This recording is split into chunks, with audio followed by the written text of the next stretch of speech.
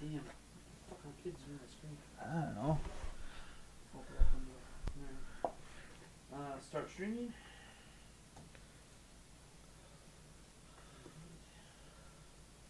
Page, I gotta share the podcast.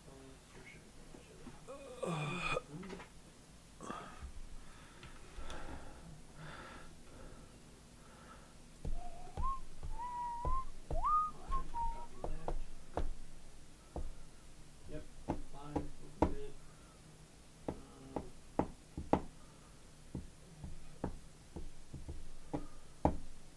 Testing 1, 2. This one's out.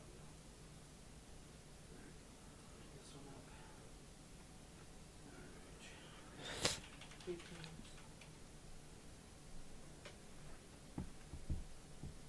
Alright. There we go. I think I'm gonna do it. Alright. We're live. Hmm? We're live. Yeah. I have to fucking do the limbo. Yay, Limbo. Don't forget your hat. If you're going to wear your hat. I have it. I know.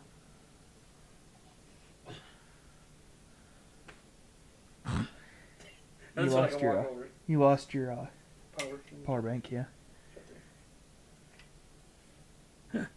Oh, this is ridiculous. Tis the season, baby. Yeah.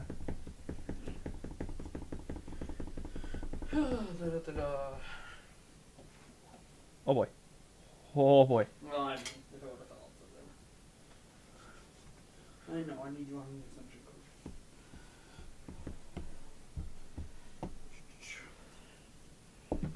code. Alright. How's it going, Edward? Oh.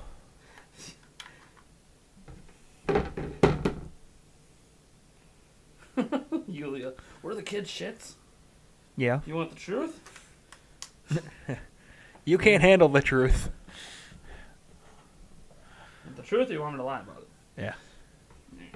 Text her back quick before you go. Theoretically, I played some games at E3. Oh, see? There you go. Alright.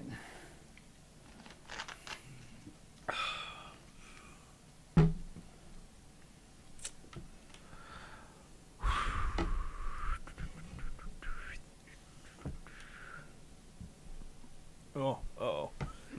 Uh-oh. We're competing. What are we competing with? Oh, who can finish her? Oh, No, it's no. Coke versus Pepsi? Coke versus Pepsi. I know, and I have extra cans Yeah, of that I know. too. Refill! Refill! Yeah, they just didn't have Coke at the checkout, so that's why I Yeah. had Pepsi. Yeah. No, if it's... I think I almost prefer Pepsi, but... I like Pepsi Max, but I like it Right. with the cherry Pepsi Max, which Yeah. very few places actually Right, have. right. Oh my gosh, it's Yeah. one of the most frustrating things. And look at how good we look in that stream. Get out of here. I'm not used to this. This is our first ever stream for those watching for the podcast actually using the good camera. Hey! And holy crud, does it look nice. Yeah. I don't even recognize this stream there anymore. There we go. Why are we getting professional around here? I don't know. You say that as none of the audio is working or something, and we'll never know. And we'll never know because I didn't put the audio thing up. I know it was working though. Right, yeah. Okay. Okay. Blah, blah, blah, blah. Should be pretty easy to sync it up since all the audio comes from these mics and nothing else. Hooka Hopefully I can read this. Oh yeah, I can read those. Alright. Right. Is there multiple people in that chat I see over I there? think so. What is happening? Are you completely live? We must or- be completely live. Yeah. I was gonna say you might We not. shouldn't. be We shouldn't be completely live. I thought I said it's unlisted. Whoops. Oops. Oh well, it's already live. What are you gonna do about Yeah, it? right.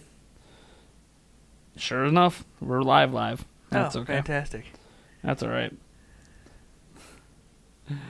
Oh man, where's the chair stream? Ho ho ho, Santa Prime. Have a Merry Christmas. Oh boy. Shout out to Eric. Good job, guys. Yeah, we're not supposed to be live. This is Yeah. only supposed to be patrons only, but Oops. whatever. Technical difficulties because we're using new technology. We are using There's the technical difficulty. I mean, I am. Anyways, Yeah. for those watching live, normally we're not live. Usually it's live only for our patrons at patreon.com/Nintendo Prime at the $10 and up tier. Now, I am going to be changing our tiers heading into 2019, but this is still going to be a tier that exists where you can get the podcast this early. This podcast will not be live publicly beyond this live stream till Monday. So it's just kind of a thing that's happening, I guess, because for some reason I accidentally sent it live instead of unlisted, which happens. Things happen. We're using our professional camera for the first time ever for a podcast. So, hey, at least for all you guys watching, it's probably crystal clear. Which is crystal clear at 1080. Woohoo. Probably creepy. All right. Here we go. Hey, everyone. Welcome to the Nintendo Prime Podcast, episode 91. Yay. And I am your host, as always, Nathaniel Rufflejans, a.k.a. Mr. Prime. And what are you, Mr. Time? Sure. Prime time, baby. Oh, yeah, there you go. And who's my special other hostess over there? Hostess. Hostess. Yes. Erica Moore. Erica Moore? There you Oh, go. God. Well, you said hostess. I know. So. Eric Moore over there. You can follow me on Twitter at Ninty Prime. You can follow him at emo8790. We'll have links to all that down in the description. So this is our last podcast before the holidays. Technically, while people are watching this live that weren't supposed to be, it's okay. I'm not mad at you Merry guys. Christmas. That's fine. Yeah, Merry early Christmas. Yeah. This is actually it's supposed to go out on Christmas Eve. So when the fully edited version is out on Christmas Eve, we decided that we wanted to do things a little different. Obviously, I have my holiday hat on and I'm wearing red. Actually, I'm not wearing red for any other reason than I'm cold. And this is the Nintendo Prime official merch jacket that I have. I got the podcast merch on. Yep. Yeah. Don't you have a Nintendo Prime jacket somewhere? I do. Yeah. At my Okay. house. Okay. Yeah. I was just making sure it never got lost because I'm like, yeah, I know I have my red and blue, but I thought you had a No, I red had one. one. Yeah, I have a red red one. one. Yeah. We got all E3. Yeah. So we're just gonna kind of go over 20. We're kind of gonna do like a 2018 recap because the final podcast of the year comes out on the 31st, and that podcast Eric won't be here for. Right.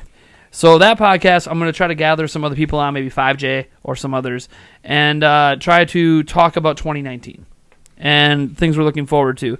Yeah, that means Eric's going to miss that podcast. And technically that podcast would be easier for Eric since some of the stuff we're talking about today is going to be like, I played Breath of the Wild. Yeah.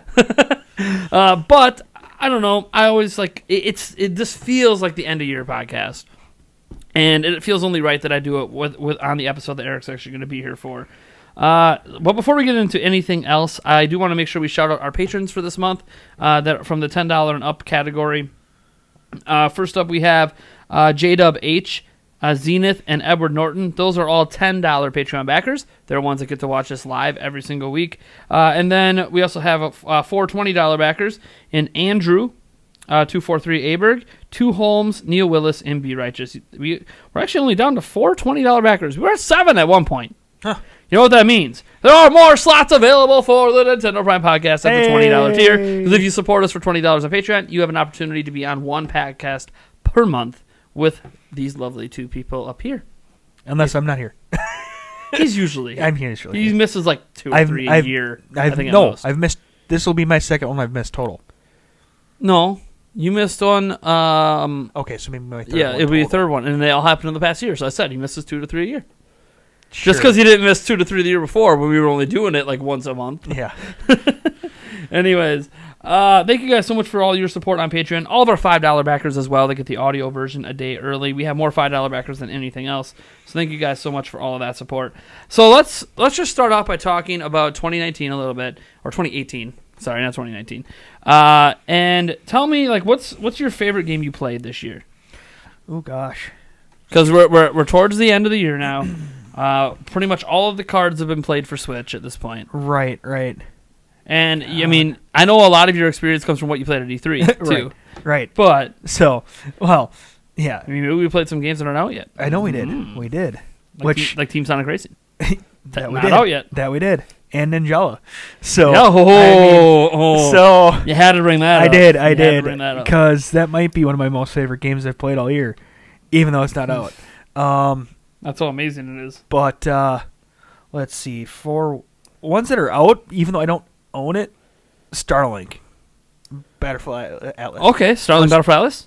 Freaking awesome when I played it at E3. Sure. So, yeah, I think that might be, and a Pokemon's right up there too.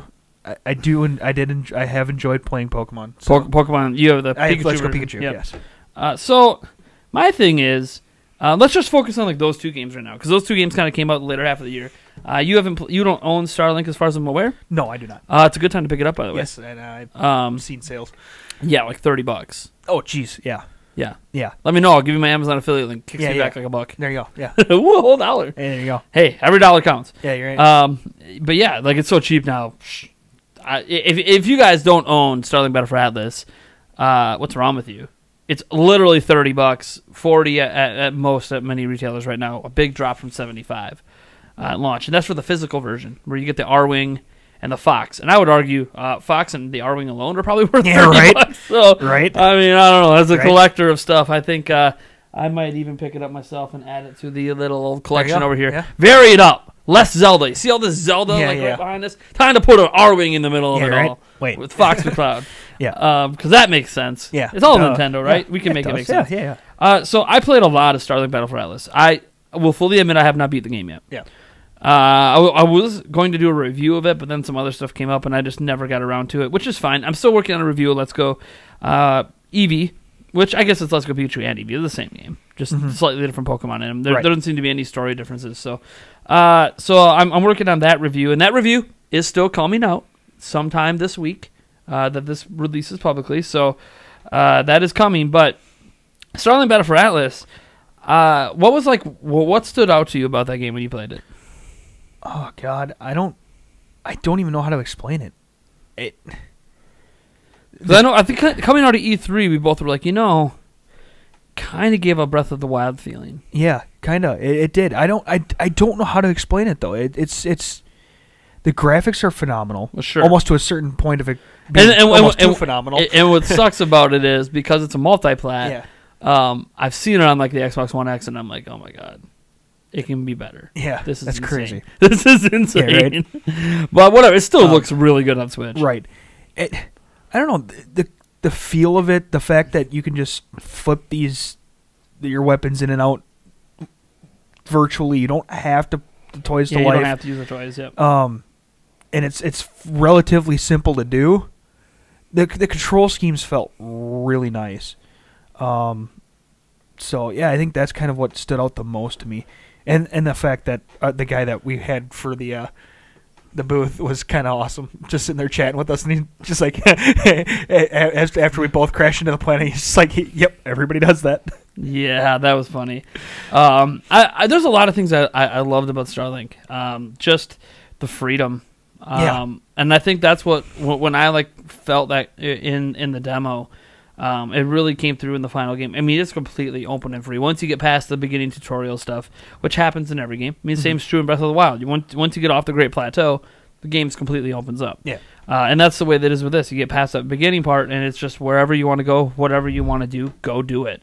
There's many different objectives, many side missions, a lot of different things to do, and I really enjoyed it. There were aspects of it that I felt like could have been improved. More enemy variety. Yeah. And stuff like that. But, funnily enough, the day we're recording this, by the time you guys hear this in its final version, there's actually an update going out the day after we're recording this that's adding, for free, as a holiday update, new enemy types. Oh, there you go. New missions, a whole bunch of new content for free. It's like Ubisoft new. Like, yeah, we know. We heard the complaints. Yeah. Here's some free content. Yeah. Like, nice. Nice. Yeah, and the trailer for it looked sick. Nice. I'm very impressed. And I know the other one complaint that we had is that there was too many enemies that were able to spawn on the screen at once, where it kind of lagged it. Well, here's the thing. Here's what you learn. Yeah. And I've learned this in playing the game. You can still lag the game out. You could get too many enemies on screen and lag it out. But here's the thing. You really shouldn't be letting it get to that point because that means you're going to die. Well, yeah. But so it's like, stop sucking at the game. Yeah, yeah. Granted, I was doing it on purpose at E3 because I'd already beat the demo once. Yeah. And that's why I thought it was so weird because I was playing in tabletop mode Or no, I'm sorry, on the TV. And I'm like, why is it lagging worse than handheld? Yeah, right. Then I'm like, oh, right. In handheld, I actually beat some of the enemies. Right now, I'm ignoring them and just trying to beat the boss because I know how to take out the boss really easy. Yeah, there's that. And I actually died. I think I took out almost every ship they had there. Yeah. I think that's actually how my demo ended. Was my final ship was destroyed. They said, well, I guess you're done. Yeah. And I'm like, oh. No, I think you beat that one final boss right. Like, you didn't have a whole lot of health left. I think that's what it was. Yeah, something like that. Anyways, I've really enjoyed Starlink. And I think when I look back on 2018, it kind of reminds me of it being like the most underrated game to come out. I know I hyped it up a lot, but like across the board, when I look at what games people talk about, I mean, I'm seeing The Messenger, an indie game, talked about a lot more. Yeah. Celeste talked about a lot more. Dead Cells talked about a lot more. Octopath Traveler, heck, Mario Tennis Aces talked about a lot more. But like people are kind of ignoring that Starlink even exists. Yeah. You rarely see people live streaming it. People, I did an update on it today in Prime News. How come I haven't done a standalone video about it in forever? It's just not a game people are talking about much. And it kind of sucks because now at the price point they're cutting it to, it's like, it is well worth it. Yeah. If you didn't think it was worth it at 60, it is well worth it at half off. Oh, yeah. So, or 75, I guess, was the original. No, then I got my Christmas bonus. There you go. Yeah, there you go. And it's time to get it before because after the holidays it'll probably bump back up. For sure. But yeah, so it's that's definitely one. Now the other one you talked about was Pokemon. Yeah. What are your thoughts on Pokemon? I've enjoyed it so far. Where are you at? I think I just beat. You passed SSN? Yes, I just came out of the SSN. Okay, did you do the gym after that, or no? Maybe. I can't fully remember exactly if I came out of that and beat the gym or not. Okay. I might be in the process of beating the gym. Okay, sure. So, yeah. So what are your thoughts? I mean, it's a very different Pokemon game. It is. Obviously, lots of nostalgia. Yeah. That helps. But like setting the nostalgia aside, how do you feel about it? I like the mechanics. I do like the overall overworld Pokemon walking around. Oh, that's amazing. That is probably the best change ever made. Like to the game. Put it this way: if they do this in the next gen, I'm there day one. Yeah. It is like. I'm sorry, that's amazing to me. Having the Pokemon out in the world, like the random encounters, made sense back in the 90s. Yeah. But like they're still pop up, quick enough that they can still have random encounters. Quote unquote random encounters. But you can kind of see what Pokemon it is before it happens. Yeah. But still, like I love being able to see the Pokemon in the overworld. Right. It's awesome. Yes. What else did I? The battle mechanics for using the Pokemon Go versus the old Battle Down to catch Pokemon. That's give or take here nor there. I like the Go mechanics. It does speed the game up a little bit, or actually probably quite a bit. Doesn't bother me. No. I'm saying it. It doesn't bother me that. Like it could be the old way or the new way. It could be the old way or the new way. For me, it doesn't matter. That one doesn't. Yeah. It's not a massive selling point. I like it. It does speed up the game. Do you like? Okay, so for the catching, do you prefer the motion or do you prefer handheld? Because there is slight motion in handheld, but it's not. Not a whole. It's like literally just tilt a little bit. It's nothing. It's just like in Go. No, I do like the Pokeball Plus. Actually, surprisingly. Oh, okay. The Pokeball Plus. Because I finally after you gave it to me to use for the review, I haven't recorded the footage with it yet, but I was using it a bit yesterday. Did it actually connect and actually stay connected and everything? Yeah, well, I only played for like 10 minutes, so that's not a good test period. But for the next, the next 2 hours of the game, I'm going to be playing exclusively with the Pokeball Plus. Yeah. And then recording and all this stuff for the review. And the thing is, there's a lot of things I like about that Pokeball Plus, assuming that yours doesn't have any continual issues. Right. Right. Yeah. Because, for starters, this is the first game I have played that Nintendo's published anyways that HD Rumble feels like it matters. Right. Yeah. With the Pokeball Plus. Well, it really doesn't make a difference with the Joy-Cons. Right. I mean, they do it with the Joy-Cons, but because it's not a ball shaped, it doesn't really work right. Right. But the HD Rumble inside the Joy-Cons, it literally feels like that ball is rolling around in my hands when it's doing the little roll. Yeah. Like, that is awesome. What about, 1-2 Switch, though? Okay, so 1-2 Switch. Yeah. 1-2 Switch was the proving grounds for HD Rumble, right? It was kind of like the Wii Sports, without being packed in. It should have been a pack in, but whatever. Right.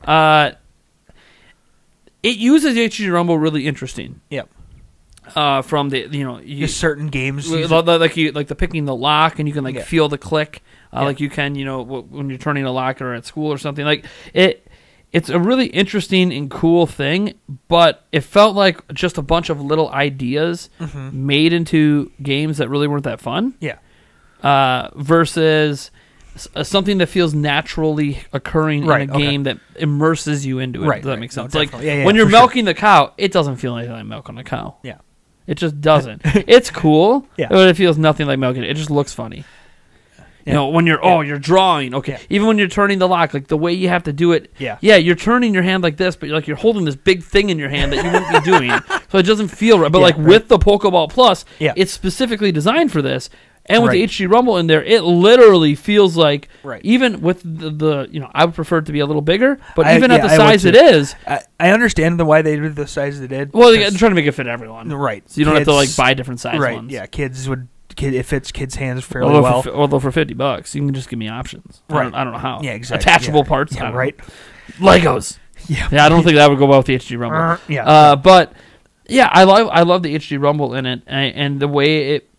I will say this: with the Pokeball Plus playing on TV, it's the most immersed I have felt in a Pokemon game. Oh, for sure. Maybe my entire life. For sure. And it's even one of those things that it does come with the wrist strap, the ring. Yeah, like that. You can so you can actually literally throw the ball. I wouldn't throw it. I wouldn't, try to chuck it. But I wouldn't wind up. I wonder if I wouldn't wind up and fastball it. But I should test that just once. I'll aim it slightly away from my big TV, so I know it's going to be a bad throw, but I want to see if the strap can hold the tension. Yeah. And if it breaks, I guess I got to buy you another one. I'm sorry. Well, they still sell them. Right. So. Yeah. It's not like the Smash Bros. Controller for the Pro Controller where they're not really selling them anymore. So now they're reselling for like $100. So if you had one of those and I smashed it in anger, lose it in Smash, I can't really replace that. Yeah. I could probably buy a custom shell from someone that's like the same thing and put it on a standard Pro Controller. But the immersion with it was great. The big thing is, we did a whole cast about Pokemon. Right. So we don't need to spend too much more time on it, but I have a review coming, so I have a lot of deep thoughts on this game. Because for those who don't know, watching, I played all the way through Gen 5, then I stopped. I tried out each of the gens after, and even some of the remakes, wasn't feeling it anymore for a lot of different reasons. And that's why this review is going to be really interesting, because obviously there's that nostalgia grab, but then there's like the simplification of things. Some things I like, some things I don't like. And it's just a very interesting prospect to get me back into Pokemon. What I can say, having not beaten it yet, having not done the Master Trainers yet, which I will be doing for the review, it's definitely... I like Pokemon again. Yeah. And that's kind of my general takeaway right now. Where I'm sitting right now, I like Pokemon again. And just like with you, it's a time thing, I was avoiding playing it because I knew I wanted to record gameplay and I didn't want to have to restart up a new save file for it. But even I think back, since the last time I saw you playing it, I haven't played that many games since then either. Yeah. It's the holiday season. Right. It's kind of like Smash came out, and I've probably put in 10 hours maybe in Smash. I've put in 1. And 1.5. It wasn't. The thing is I wish I had more time, but games that come out this time of year, despite it being the most popular time to buy games. Yeah. When you're a kid, you have lots of time. Yeah. Right. When you're a parent, you ain't got that time. Yeah. You're still working, even if you get off for Christmas and Christmas Eve. You have your family stuff going on. I mean, there's still times to play. I'm bringing my Switch over to my parents for Christmas. Yeah. And I might go to the bathroom and have a little bit longer bathroom break because I'm playing a match in Smash. Oops. It just happens, okay? I'm sorry, parents. If I'm in there for 7 minutes, it's because I got in an online match that was a 7-minute 3-stock. I'm sorry. Not my fault. Right. I just need to get better at the game and win. Anyways. Right. So, just as long as you leave your 3-stock when you... So, I would have made time for it because I'm doing a review. And now, I'm pretty much not playing outside of live streams. On live streams, guys, I'll be playing some different games. But for the purposes of what I'm playing when I'm not off live stream the rest of this year, it's Pokemon for the next week. Nothing but Pokemon, so I can get that review out. Yeah. That being said, I think some other games, when I look back at some of my favorite games that I played from this past year, the first thing that pops in mind is Octopath Traveler.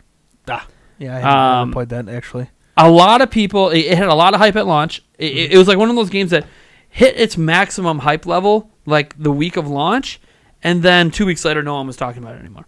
That's crazy. And I think I think what happened is you had people like me, people like one of our patrons, Be Righteous, and others that really, really loved this game, start to finish. Absolutely love it. Fantastic game. Love the story. Love how everything comes together. Yeah, there's things that you can always criticize and could be better. It's one of the big criticisms that people want there to be like an overarching story that connects everyone better. Fine, cool, whatever. They could do that in the second game. Yeah. But what happened is because of the hype, a lot of people ended up buying the game in week 2 and week 3, especially in the U.S. where it wasn't sold out. Yeah. And when they did that, those people came in expecting it the best of the best of games. Well, they expected it to blow their socks off because, you get past the art style, fine. The art style is what it is. You like it or you hate it, whatever. But some people were trying to get past it. Okay, so it's a callback to classic RPGs, but with a modern twist. Well, a lot of the modern twists were visual elements, more so than gameplay elements per se. So some people got into it, and they're just like, there's nothing special here, and that kind of killed the hype for it. Yeah. Because people who weren't planning to get the game bought into the hype from people like me who enjoyed it. Right. Then they got it, and then they're like, oh, yeah, it was fun for until we got to chapter 2, and then it wasn't fun anymore. Well, that's kind of like how I am with movies. I go in with, I try to control my hype. Because sometimes I've there are times like we gotta go. How many times we gotta go to this, and I'm like, I don't even know what you're talking about. I'm like, okay, I saw 5 seconds of a trailer. I'm good. And they're just like, you don't understand. We gotta go, and it's like, I'll see it later. Yeah. I say that as an example. I still have not seen the Han Solo movie. Either have I.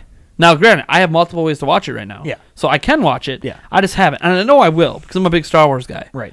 But. And I'm very interested in the Han Solo character. He's one of my favorite characters. But I don't know. And the thing is, it got really good reviews. So it's not like I think it's a bad movie. Here's the thing. If it was, what's the next episode coming on? 9? Yeah. Yeah. So, if it was episode 9, I'm there, the first packed movie, the first showing that. Yeah, right? Yeah. Because, hello, it's episode 9. Yeah. But, for why am I not doing it for this? Why didn't I go to Ant-Man and the Wasp when I went to Ant-Man? Yeah, right. I don't know. Did I think Ant-Man and the Wasp was going to be worse? I haven't actually even seen Ant-Man and the Wasp yet. So I know. good. I know. I need to see it. Oh my god, it's so good. I put it off. Then I watched it a few weeks ago, and I'm like, oh, why didn't I see this in theaters? It's so good. Like I should ever doubt it's going to be good. Right. Come on. The last Marvel movie before it was what? Black Panther. Come on. Possibly, yeah. All Marvel movies are basically good. Right. Even Iron Man 3 that some people didn't like. It was still a good movie. It's just Iron Man 1 and 2 set that bar so high. It was you're not going to get back to that every time.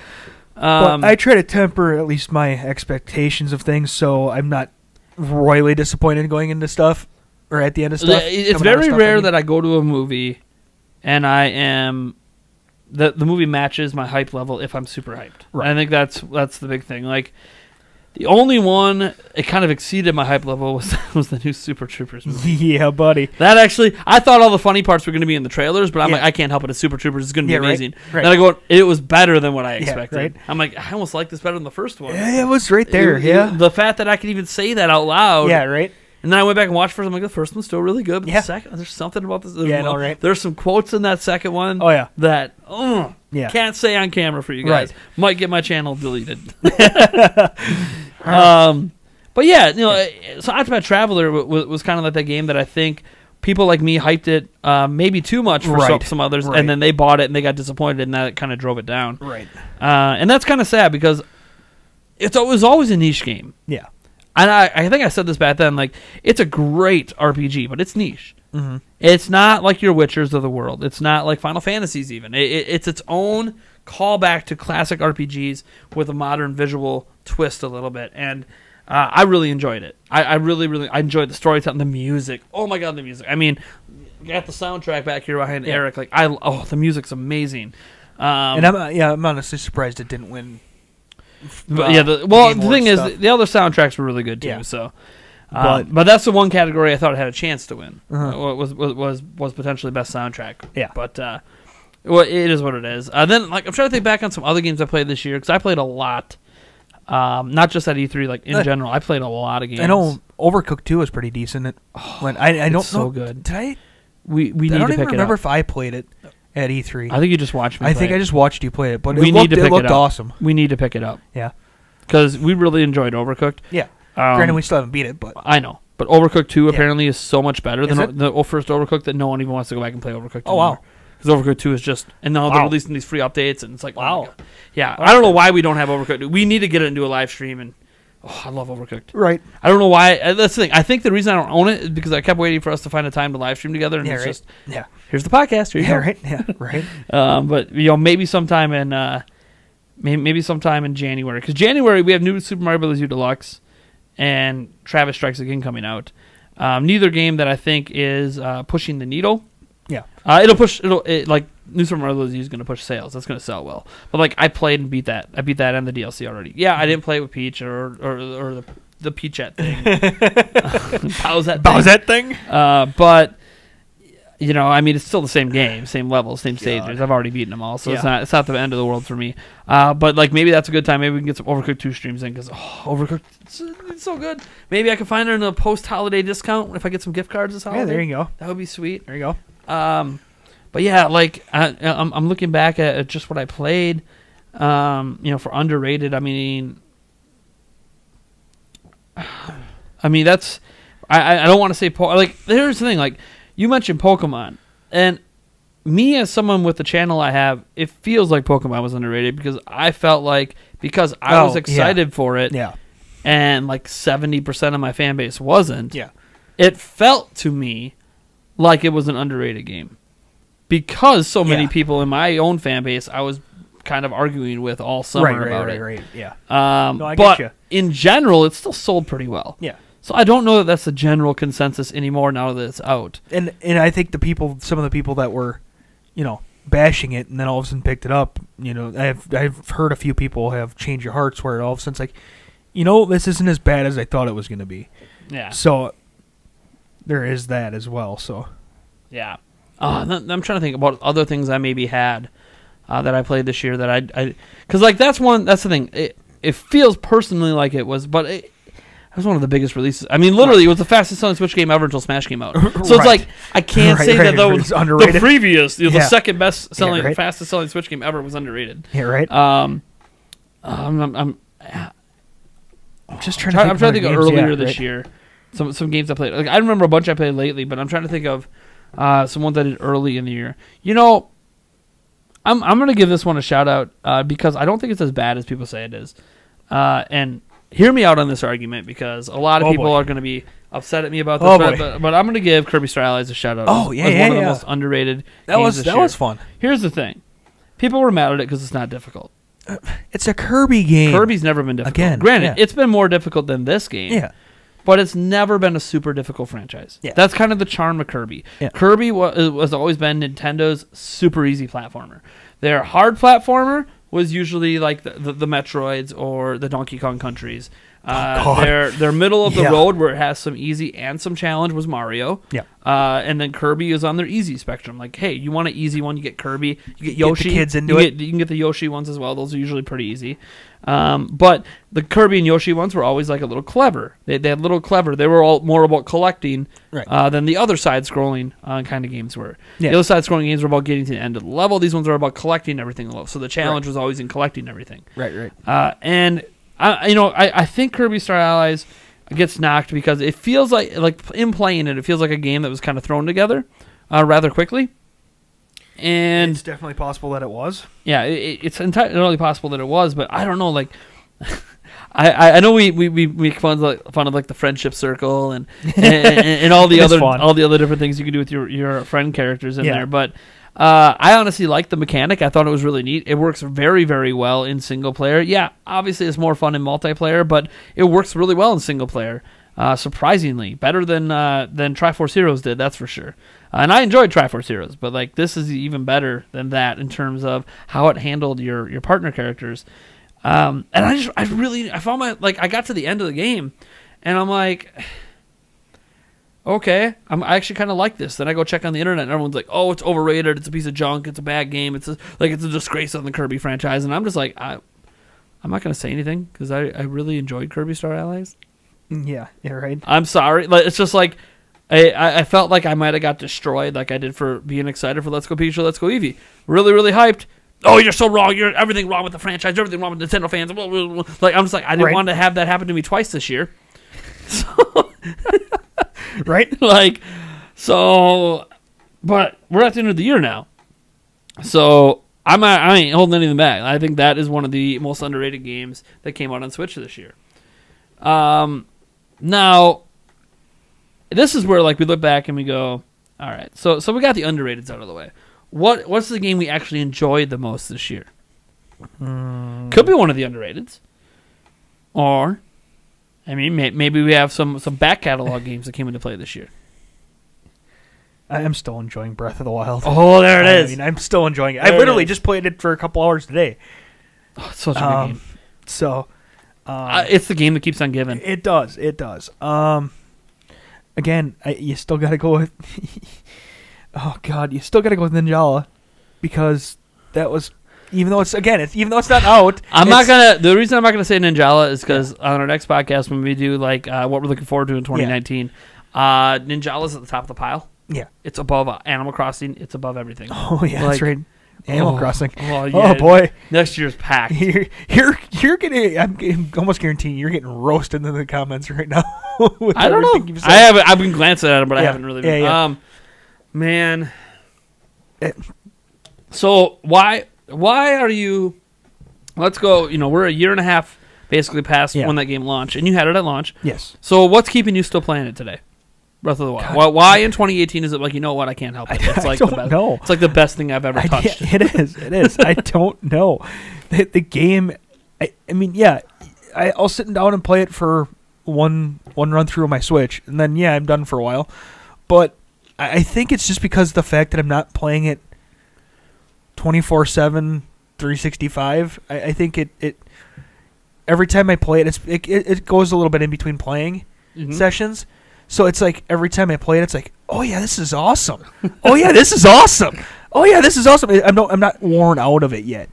I'm still kind of in the new game phase to a certain extent, because it does go a little bit of time without in between me playing.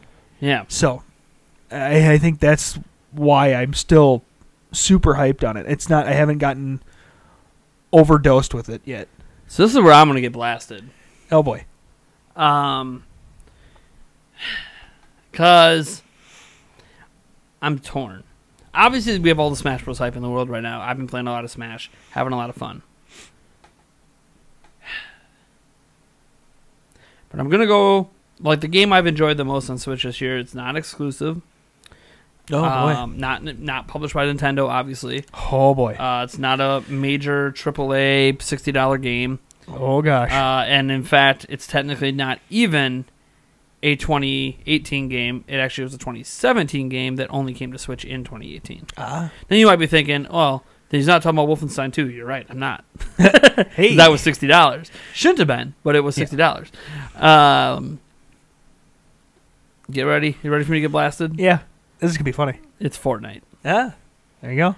And I hate saying that. I think only because I'm not embarrassed that I enjoy Fortnite a lot this year. I think it's been pretty obvious if you check into a lot of my live streams throughout the year. A lot of my scheduled and random live streams were me playing Fortnite. Mm-hmm. There's a reason for that. I really enjoy it, and I don't know why, because I'm still not good at it. So it's not that I'm better than I was, but I'm not great. I still suck at building. There's certain weapons that I just refuse to use because I'm really bad with them. And I haven't even played it a lot lately because I've been playing a lot of Smash, and it's not like I'm like, oh, Fortnite's better than Smash. I'm not going to say that. It's just my personal enjoyment of this year has been great. Like I think a lot of people that dislike Fortnite. Now there are some people, like we have some fans who have played it that, they just don't get it. They don't like it. It's fine. You don't enjoy it. But I think a lot of the dislike of Fortnite is mostly what's happening to it outside of the game. Inside of the game, you could talk about how the game it has some controversy right now. It stole some dance moves. It's getting sued for it and all this stuff. And we'll see what happens because there's a lot of legal debate over if dance moves can even be copyrighted. Right, blah, blah, right. Blah. Well, I know for sure it's two of them. Two Millie, and Backpack Kid. Yep. And also so it's three. Alfonso. Yeah. So there's three dances that are being. Yeah. So there's three dances. And the funny thing is Backpack Kid wasn't the first one to ever do the floss dance. Yeah, I know. So I don't know where he thinks all of a sudden he's gonna get the why he can sue, or sorry, I shouldn't say he, his mother, from what I've heard. Because they're trying to get it copyrighted. Yeah, but he wasn't the first one to do it. He's not the, so it's. Yeah, it's just a thing. Yeah. I don't know what's going to happen with that. I don't even know where I stand on that. I obviously think that no matter what, Epic should have gave credit. Yeah. To where like what inspired the cultural phenomenon. Yeah. But in one way you could do that is literally call the dance what it is, like, because it's not copyrighted yet. Like the Carlton isn't copyrighted. It's called the Carlton. Yeah. I mean, I know that seems more blatant, but hey, it's technically not a copyrighted dance yet. Yeah. So. I don't know. Anyways, obviously, the biggest issue is that someone took their dance moves, like the Carlton, and found a way to profit off it. No, they didn't. Yeah, these dance moves you buy with virtual currency. You literally spend money to get these dance moves. Oh, that's not what I've been reading. Yeah. I've been reading they're just with it, or you win something to get the dance moves. Yeah, from the Battle Pass, it's $10. Yeah, I'm just going off what I've been reading. That's the problem. It's not that the dance moves are in there. It's that this is the first thing to happen with those dance moves. That's but at the same point in time, $1 billion level. But at the same point in time, you could argue that you're not paying for the dance. You're paying for the opportunity to get the dance, but you're not actually paying for the dance specifically. You're paying for the content. Well, of you can buy specific, but even if you buy the Battle Pass, it's the thing is. Yeah, you have to earn it still. But part of the reason you might have bought that Battle Pass in the first place is because those dances are in it. Possible, but and you can't know that, obviously. No, you can't. And I don't. Again, I don't know the legalities. Of Right. No. I'm not. It wasn't my move getting stolen. Like I'm. Well, someone going to steal that now and put it in Fortnite. But at the same point in time, anybody out on the dance floor now, I'm going to be sued for dancing using the floss dance, even though that's what some people were like saying, and it gets. I mean. It's that way with music. You got to be you can't even a cappella a song without having to worry about getting copyright claimed. Yeah, it's so dumb. Like if I just busted out like Never Gonna Give You Up right now, I'd be copyright claimed. Yeah. Heck, the fact that I said it. Yeah. Might get like if I even want to reference the Kiki, do you love me? Yeah, right. And I had to just say that in monotone because if I had bothered to do it in the tone of the song, copyright claim. Yeah. And I think that's more the concern. Isn't so much whether Epic has to pay people for the. I mean, sure, maybe Epic should have just did it and just been the good guys, but I don't know. At least prevented it, at least like preemptively doing it so it doesn't become legal. Like if Epic loses, the scary thing is that means dance moves can be copyright claimed, which they can be. There is a copyright special that said dance moves can be, but they're very unique cases in how you pull it off. As in, Michael Jackson would not be able, if he was still alive, to copyright the moonwalk. Mm-hmm. One, he didn't create it. He didn't invent it in the first place. But it's more so than just you having to invent it. There's also like certain creative things that have to be able to atone to it, just like you do with any sort of patent or anything. Yeah. So there's just a lot of legalese, and no one's really tried to do it because no one's really ever profited to this level off of it. Obviously, people make YouTube videos and how-to videos, and they make money, but like we're not talking billions. And that's what's happening with Fortnite is billions and billions and billions of dollars of Fortnite just taking things from pop culture, importing it in the game. I think it's hilarious. Which is it's helped make it popular, by the way. And I understand for some people, they get annoyed. Like when, okay, this is really dumb, but at my at one of my children's dances this year, someone was doing the Carlton. Yeah. And I was like, oh, that's the Carlton. They're like, no, it's not. It's a dance from Fortnite. And I'm just like, oh, God. And I think that's also what's causing some of these lawsuits because people are like, they're disassociating these dance moves from their source material now. It's all Fortnite dances now. They're all Fortnite dances. Yeah. It's not the floss anymore. Yeah. It's the Fortnite dance. Yeah. And for me, as someone who's older, I guess that bothers me. But like, here's the thing: like, I don't really care about most of these dance moves. Yeah, the only one that bothers me is the Carlton because like the floss can go die in a fire. I don't understand. I don't understand that dance move. Who cares? I don't. Whatever. I don't know. I just find it dumb. Yeah. I don't know. Like now I'm getting roasted, but no, it's okay. Like the thing is despite these controversies, I guess, I don't really care Because I don't have most of these dance moves and most of the stuff anyways. Like, I bought a battle pass one time. I'll probably never buy a battle pass again. Because I didn't earn enough currency to get the next one. Because I didn't play it. Oh, I should say I didn't play it enough. I didn't perform well enough to climb up the battle ranks quick enough to get enough currency to buy the next one. Yeah. So, whatever. It happens. I really enjoy the game, though. I always said I will never put money in it. I'll never put money in it. Then I bought the Battle Pass. And people said, why did you buy the Battle Pass when you said you would never spend money on Fortnite? And I'm like, because it was worth $10. It was worth more. The entertainment value I get from Fortnite is worth way more than $10. Mm-hmm. It is a free-to-play game done right, in my opinion. Yeah. And I really, like all this stuff you buy, none of it gives you an advantage.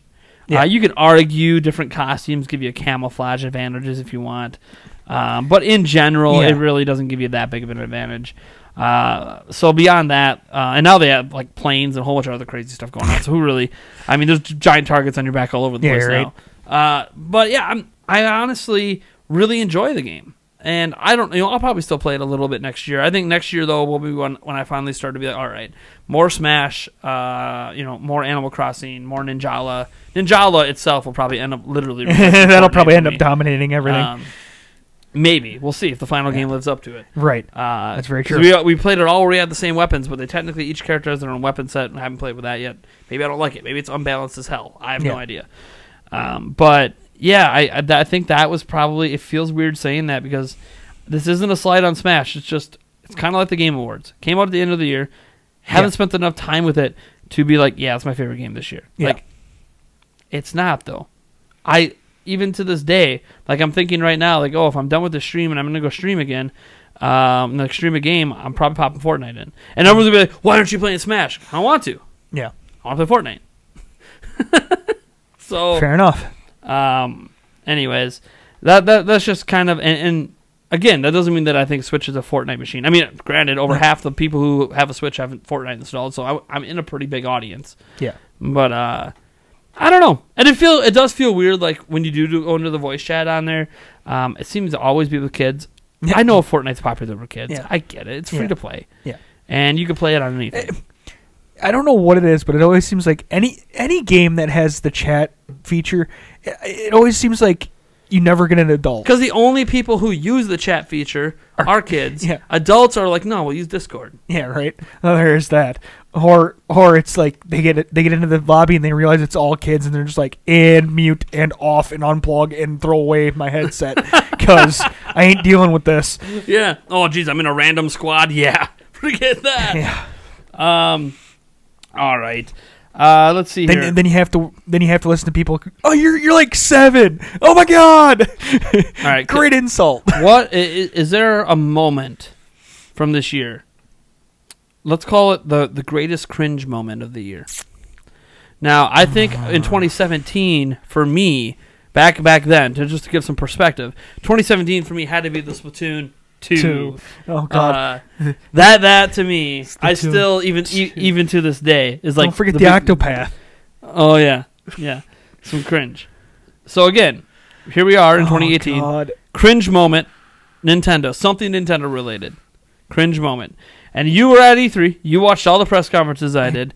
Well, no, did I? No, I was. But you watched the Nintendo one. I was at E3.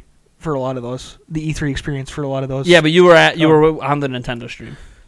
Yeah, because we went together that day. Yeah, because that was the first day of the show floor. So. Right.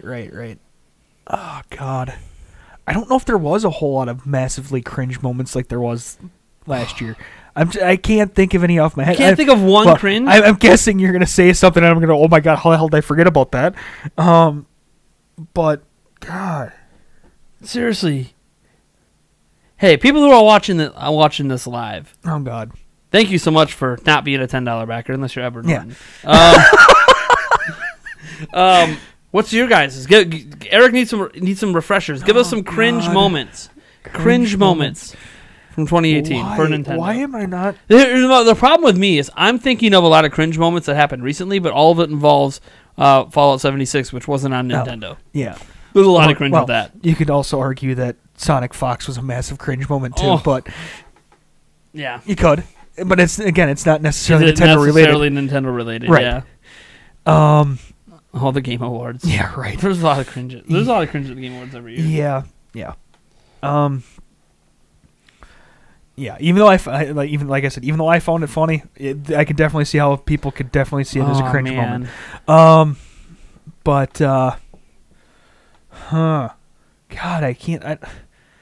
You're trying to ask me to remember back. I have a really obvious moment. Yeah, but I don't want to default to it because I think it's the only moment you'll be able to think of. You underestimate or you overestimate me. I probably wouldn't be able to think of that one. It's related to the Game Awards. F the Oscars? It involved more than just Nintendo, but Nintendo was involved in it. Oh, God, when all three of them were on stage? Yeah.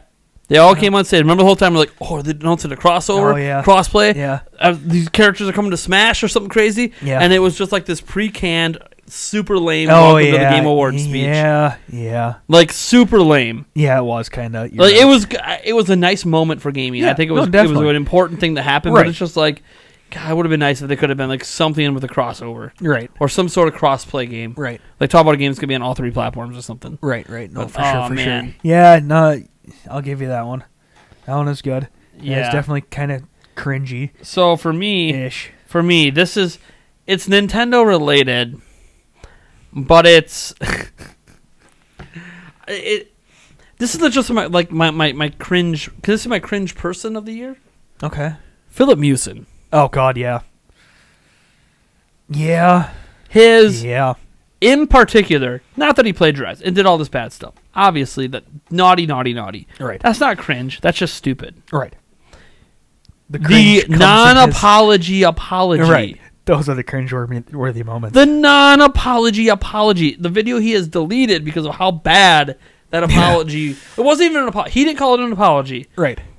But like everyone in the industry does it this way. Yeah.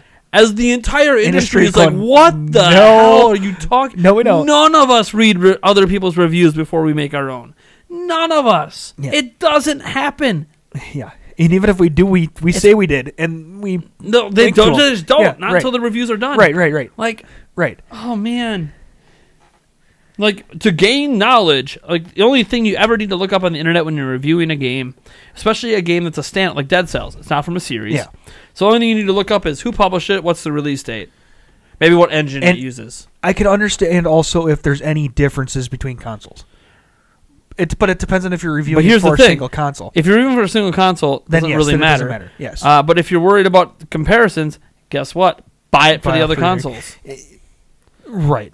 Because if you watch somebody else's thoughts on how it is on other consoles, you are now having your thoughts altered by somebody else. No. And he works at IGN. Right. They had copies of it on every system. No, for sure. But no, I'm saying like gameplay wise, what the actual mechanics, if there's different mechanics per.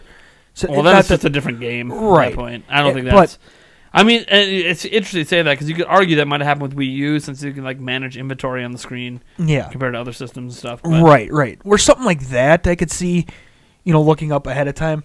Just to the only thing that really seems to be different but, between games on the Switch and everyone else is just resolution and frame rate. Yeah. So because it's a different type of hardware. Right. Yeah. No, for sure.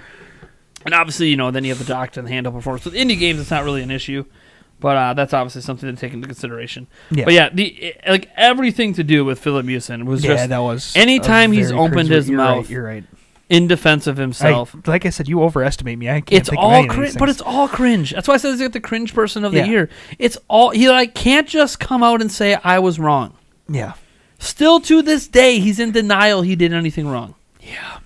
Still to this day, he's not apologized at all for doing wrong thing. He apologized to people affected by his actions, but not apologizing for actually doing the actions. Yeah. It's like, I'm sorry for my colleagues at IGN. I'm sorry for Boomstick Gaming. Oh, sorry for what? That you got him almost 100 or over 100,000 subscribers because of what you did? I mean, he seemed to benefit pretty nice from this. And I think IGN reached out to him and paid him. Right. So, I mean, you don't really need to apologize because you helped his channel grow, but you should be apologizing for stealing his content. Yeah. Instead of, whoever was affected by this controversy. Yeah. So you admit there's a controversy. What'd you do? Wait.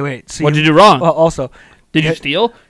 No. And then challenge. Oh, that was the best one. God, yeah. That was the best one. Oh, that Jason Schreier guy or whatever. And Jason Schreier's been in the news for other reasons, but I challenge anyone out there. Nothing on my channel has ever been plagiarized, and I challenge anyone out there to prove otherwise. The next day, here's a list of like 18 different videos that are plagiarized on your channel from before you were hired at IGN. The internet is undefeated. It's like, I can't believe. Not only do you not apologize, you have that might even be the bigger cringe moment. You don't apologize, but then you have the balls. Yeah, right. The balls to challenge Kotaku and the internet. And the internet to prove that you that this is the only time you've ever plagiarized. After saying you didn't plagiarize in the first place. Right. It's like, you never said you plagiarized, and now you're challenging the internet to prove it. And they did. Yeah, oh yeah. The internet is undefeated. They destroyed you. Word for word readings of some people's reviews. Yeah. Oh yeah. my gosh, man. Yeah. It was bad. Not just structure, word for word. Oh. Yeah. Like entire 3 paragraphs in a row, just literally transcribed from another video and just read. Oh man. Anyways, that has to be the cringe moment for me, just because I know it's not Nintendo themselves or people who made a game for them, but it's one of those things that it was in the community. It was with a major figurehead for Nintendo of IGN, the biggest video game site in the world. And man, oh man, I don't know. I mean, it's gonna be sitting with me for a while, just because it's right in the wheelhouse of my own profession. What's up? Cringeworthy moment. Nintendo's online service. Oh snap! I did come up with one. I did come up with one. He did it. Which part of it? Which part of it? Not we can talk about how bad the service is, but right. Well, I mean, first off, just overall in general. And then I love what was the 3-phrase saying they had? More fun, more. Oh God, what was that? They still use it. And I kept reading it, and I'm just like, what? None of this is actually true of your service. Well, the fact that you're only getting 3 NES games, and there's no new games announced. We got ones in December. Now we don't know when we're getting more again. Oh really? Yeah. The people are hoping this is because they're going to drop SNES in January, but I mean, you can just tell us you're dropping SNES. It's not like, oh, surprise, it's January 1st, here's SNES games. That's cool and everything. You could have told us. Yeah, right. Oh, God. Oh, God. Hold on. I think you just literally have to Google Nintendo Switch Online Service, and it'll be an image. Right. Let's see here. Nintendo Switch Swatch. Yes, that too. Or another cringe moment that involved Nintendo Switch Online, that in a lawsuit Nintendo has filed, apparently they're changing the name of the eShop to the Nintendo Switch Online Shop, because that's totally a better name than eShop. Sure. Anything that involves images. Oh, okay, I know what the cringeworthy moment that the fact that you. Oh, how about the special offers? That's what I'm talking about. You get this. You get the special offers. What's the special offer? You get to give us more money. Yeah, right. Oh, is it for a big discount on the game? No, it's for $60 NES controllers that are only usable with the game's online service. Technically not true. Some people have proven you can kind of sort of use them outside of it, but they're not really functional. Yeah, so it doesn't really work. But so you get the online service for the privilege of controllers that only work with the online service. Yes. That is not a special offer. That is just you selling a product. Oh man, where is it? I know it's somewhere. Enhance your gaming experience. Yeah, right. Nintendo Switch Online. Oh, more games, more features, more fun. More games. I mean, you get the NES games, I suppose. I guess, yes. More features. You took away features from Octopath not Octopath. Oh, good God. Well, here's the basically thing. all of the games you were able to play for free online. The feature is online play. Yeah. That you paywalled that was been free forever. Right, exactly. So you didn't make it better. You didn't make it better. You didn't give us dedicated servers. You didn't do anything to make it better. You're charging us money for the same crappy online we had before. More fun. Is it? Is it? I mean, I have the Nintendo Switch Online because I want to play online games with you guys and do live streams, but it's like, I don't. I mean, the only fun thing is I'm playing games online, but the online's not good. Like, now you have people paying for a subscription service, and you're not making the online better? Oh, actually, so cringeworthy. You brought it up. Cringeworthy moment. The voice chat. I mean, seriously, how terrible. Good God. Well, how hard is it to have local voice chat on the Switch and also have it on your phone? How hard is that? Switch has Apparently it. extremely. Switch has it. We do it in Fortnite all the time. Has local voice chat capabilities. It's not like an impossibility on the system. It's not one of those, their system's not, like, there's not enough memory or enough. Yes, okay, if Fortnite can do it, anything can do it. Nintendo just doesn't want to. Yeah. They just don't want to. Oh, right. You could also say, cringeworthy moment. And this is something people aren't really talking about much. Last year, do you remember this? Nintendo promised, like, at 18 different iterations of talking about the Nintendo Switch Online last year when it was still scheduled to come out. Yeah. It got delayed to fall or Yeah. winter and then got Yeah. delayed to this year. Yeah. Before the delay to this year, Nintendo said, like, at 18 different events, that the Nintendo Switch Online app, the largest, biggest feature of it, had nothing to do with voice chat. Yeah. You were going to be able to schedule events Oh, yeah. and set up Yeah. play dates Yeah. with friends later, even when you weren't home. Yeah. That was the idea. Yeah. Really, really cool and interesting feature. Yeah. A year later, by the way, What this happened? was supposed to launch like in summer of last year Yeah. and then delayed to fall, and they kept telling us this was going to be one of the primary features. A year later, when Still we don't finally have it? get the service, it still doesn't exist. And now they won't even talk about it. It's not even a thing they're promising anymore. Right. It's more like, we had this idea. We suck at implementing actually cool ideas. So we're just going to charge you for what you already have. Oh, God. Have a good day. Fantastic. Have a good day. Oh, we were supposed to get multiple companion apps for games. Right. How come Splatoon 2 is still the only game with a companion app? The only one. The only one. Oh, I'm sorry. Technically, Pokemon has one if you download the entirely separate Pokemon app. It's got nothing to do with the Nintendo Switch Online. Oh, my God. I don't understand. I don't know. Maybe that's a bigger cringe than Philip Mewson. You could argue cringeworthy moment, Bowsette. One could argue. One could. Do do you could agree? argue it both ways. I think some of the things that spun off Bowsette, yes, definitely cringeworthy. But yeah, no, I think it's funny as hell. So we did cringeworthy moment. Okay. We did obviously, underrated game. Then we did like our favorite game we played. Now I want to say like what's a moment that we can be proud of. What's a good on you, Nintendo? Good on you for whatever heading into 2019. Something that happened this year that maybe you could be like, hey, you know what? You actually did right here. Good job. I guess I'll start with one. Maybe it'll get the ball rolling with you. Okay. Yep. They rescinded the Nintendo Creators Program. Oh yeah. Yeah. That's Should have never existed.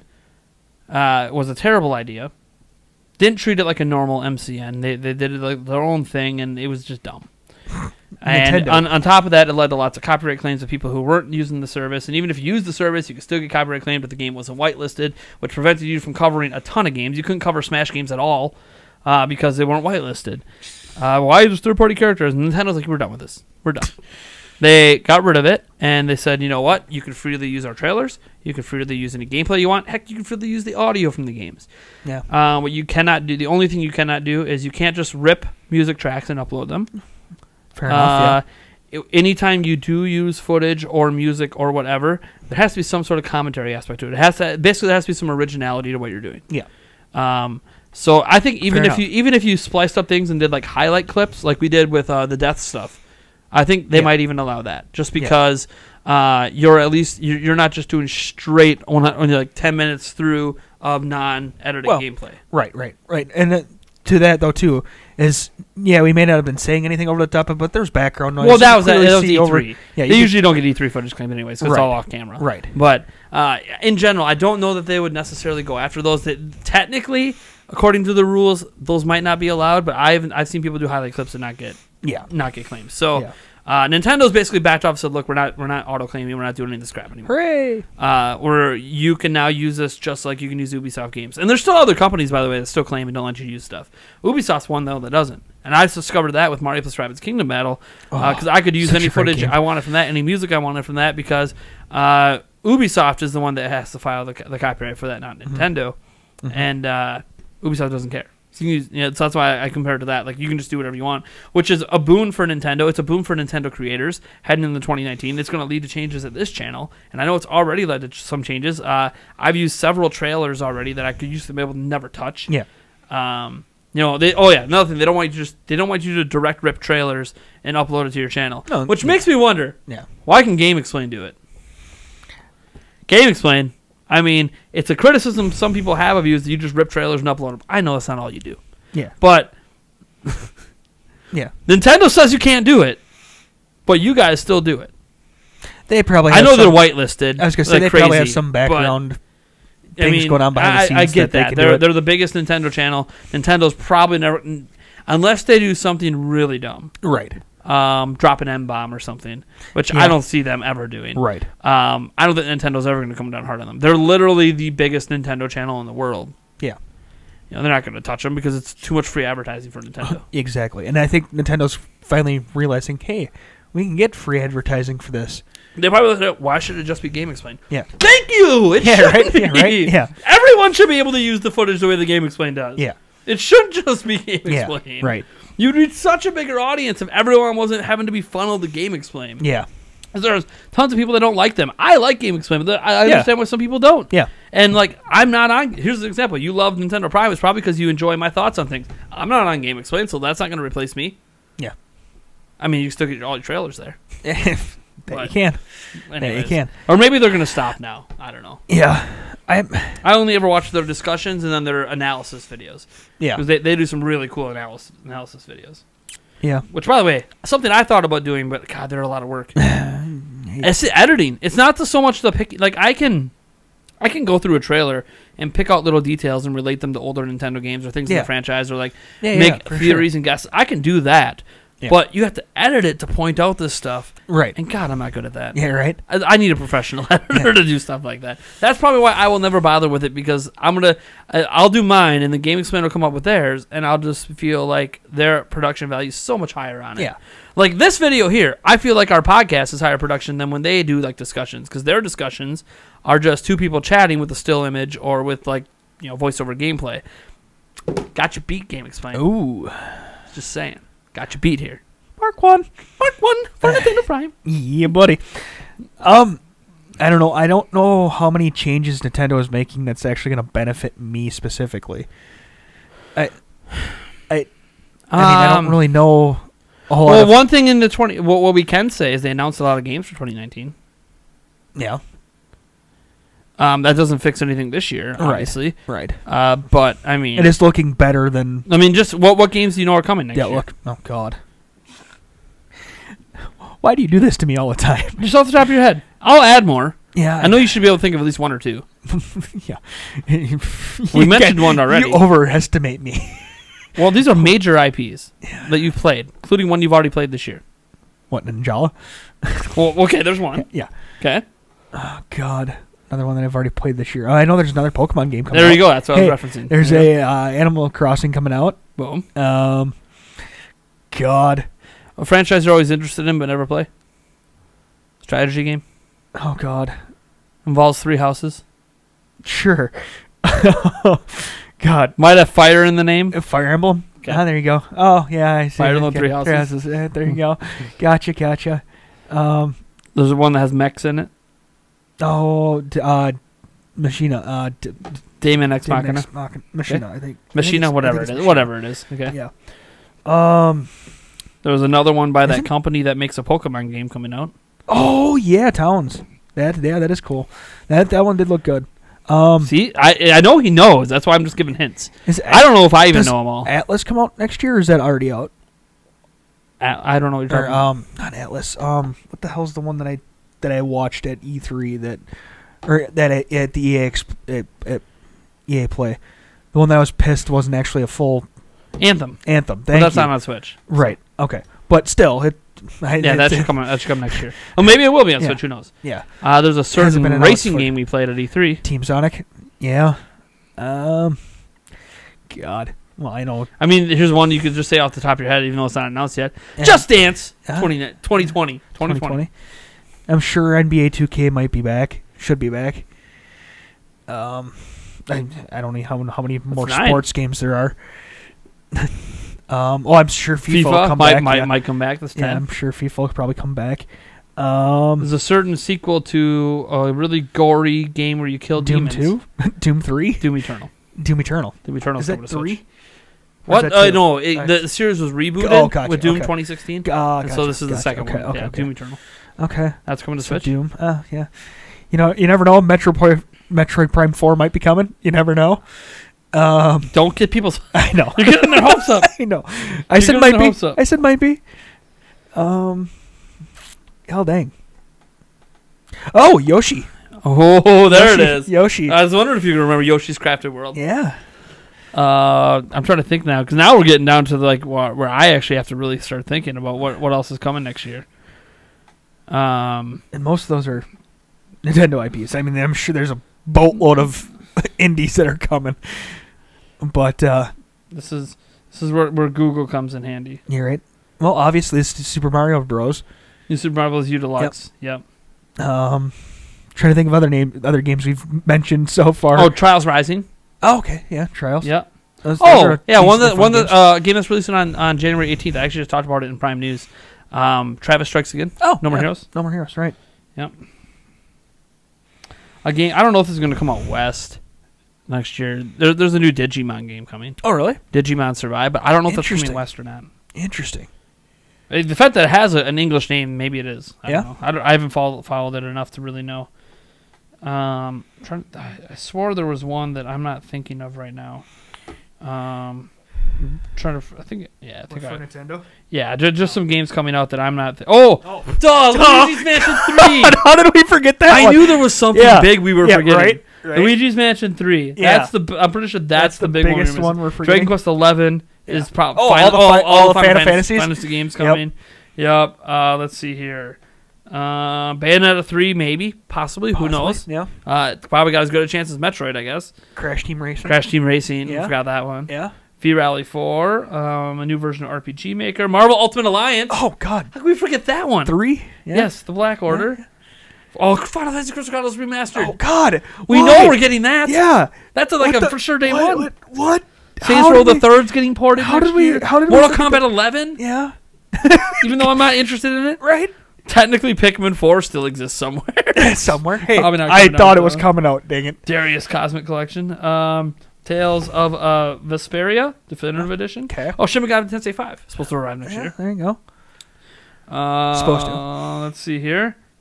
Yokai Watch 4, Okay. which people were saying looked more impressive than Let's Go Pizza, Let's Go Eevee at the time. So we'll Okay. All right. All right. see how that turns out.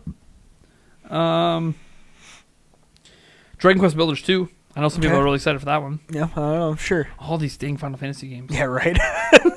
There's so many of them Yeah, right. that are coming next year. We did get Pocket Edition this year, by the way, guys. I know that was a correction in one of my videos. I talked about next year. It landed this year. I'm well aware. Thank you so much. That might be all the major ones. I think. Major ones. Yeah. Like, there's obviously a bunch of indie games and stuff, but I think that's Yeah. all. That's all the big ones. Well, that we know of. What obviously. out of all the ones to talk about, which one? Since you will be here next week, I won't talk about mine. I'll wait till next week to talk. But for you, what are you excited for 2019? Give me three. Give me 3 games that. Well, let's put it this way: 3 games you're excited for, and then what's the only game you're gonna buy? Since you only. Again, he still hasn't bought Smash Bros. Yeah. There is that. So, I mean, the only game you Fantastic. bought this year was what? Pokemon? Yeah, it's a definite possibility. I think that is a definite 'Cause possibility. last year, I know you got Mario plus Rabbids, Yes. Odyssey, Yes. and Zelda. Yes. This year, And Lego. Oh, you got a Lego game. Yes, I did. forgot about I don't that. remember. okay. Lego City Undercover. Lego Undercover. Oh, Lego City Yeah, yeah. Undercover. That's a good game. Yeah. That's a good game. Yeah. I played it on Wii U. That's why I didn't get Yeah. it for Switch. Yeah. Luigi's Mansion 3. Yes, I know you like Luigi's Mansion. Okay, that's, Yeah. that's top 3. Okay, Um, there's Luigi's Mansion 3, Luigi's Mansion 3, and Luigi's Mansion. right, right. Then that's the one I'm getting. No, which one are you getting? A, B, or C? Yeah, right. Ninjala, for sure. Oh. And that's the thing. I'm pretty sure I'm going to get both of those games for sure. Well, just like I think you'll eventually get Smash. Oh, if you yeah, ever finish yeah. one of the games you have. Yeah, there is that. There is that. Gosh, I'm trying to think. I know for sure those two. and that's the thing. It's like those two are, I think, for me, head and heels above Everything else. almost everything else. Sure. So I may not have a top 3. Not excited for new gen Pokemon? I mean, I know we haven't seen it yet. That's the thing. Yeah. We haven't seen it. We know it's going to have a crap ton of Pokemon in it, and then we can do about that. As much as that might turn us off. Right. But we haven't seen it yet. Right. So we don't really know what it is. For sure. We wanna see it. I mean, I might play the demo, and then again, If there's a demo. Hopefully, there's a demo. If there's a demo. Yeah. But then After again, all the leaks, who knows if there's going to be a demo? But then again, that the demo of what Moon that we played was, I don't know if it was Which really one? indicative Moon, was it Ultra Moon that we played? We played Sun and Moon. It was the Moon demo. Yeah. Played the Moon demo. So, and that was, I don't know if it was very indicative of the game, but the demo was garbage. Okay. So, I remember that one. So, even if Nice. I do play the demo, I may think the demo's garbage. The game could be good. Sure. But, golly, I think like I said, I think those two are just so head and heels above everything else that I'm.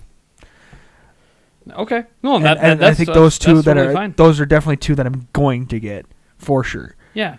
No, that's great. So I guess I want to spend the last part of this podcast. It's kind of like a 2018 in review. Do you have like a favorite podcast episode that we did this past year? Because like this is the year the podcast really became a staple. Because while the podcast has been the OG content, it's been here since day one of Nintendo Prime before we were even on YouTube. The thing is that this is the year that it became the weekly thing. Mm-hmm. You know, it started technically last year, like the last month. Yeah. Or was that like November and December? Yeah. But this is like the year when it started to become a staple at the channel. Mm-hmm. And there's legit people. This is when our Patreon blew up because of it, because everyone, you know, the 37 people I think we have on Patreon that came to support us. Yeah. Although Mark Greenberg, I know you saw some of this earlier. What happened, bro? What happened, bro? You were the OG. Bro? You were the OG, and now you're not even part of the crew. Where you at, bro? What's going on, bro? Still love you. Anyways, hey, do you have a favorite episode?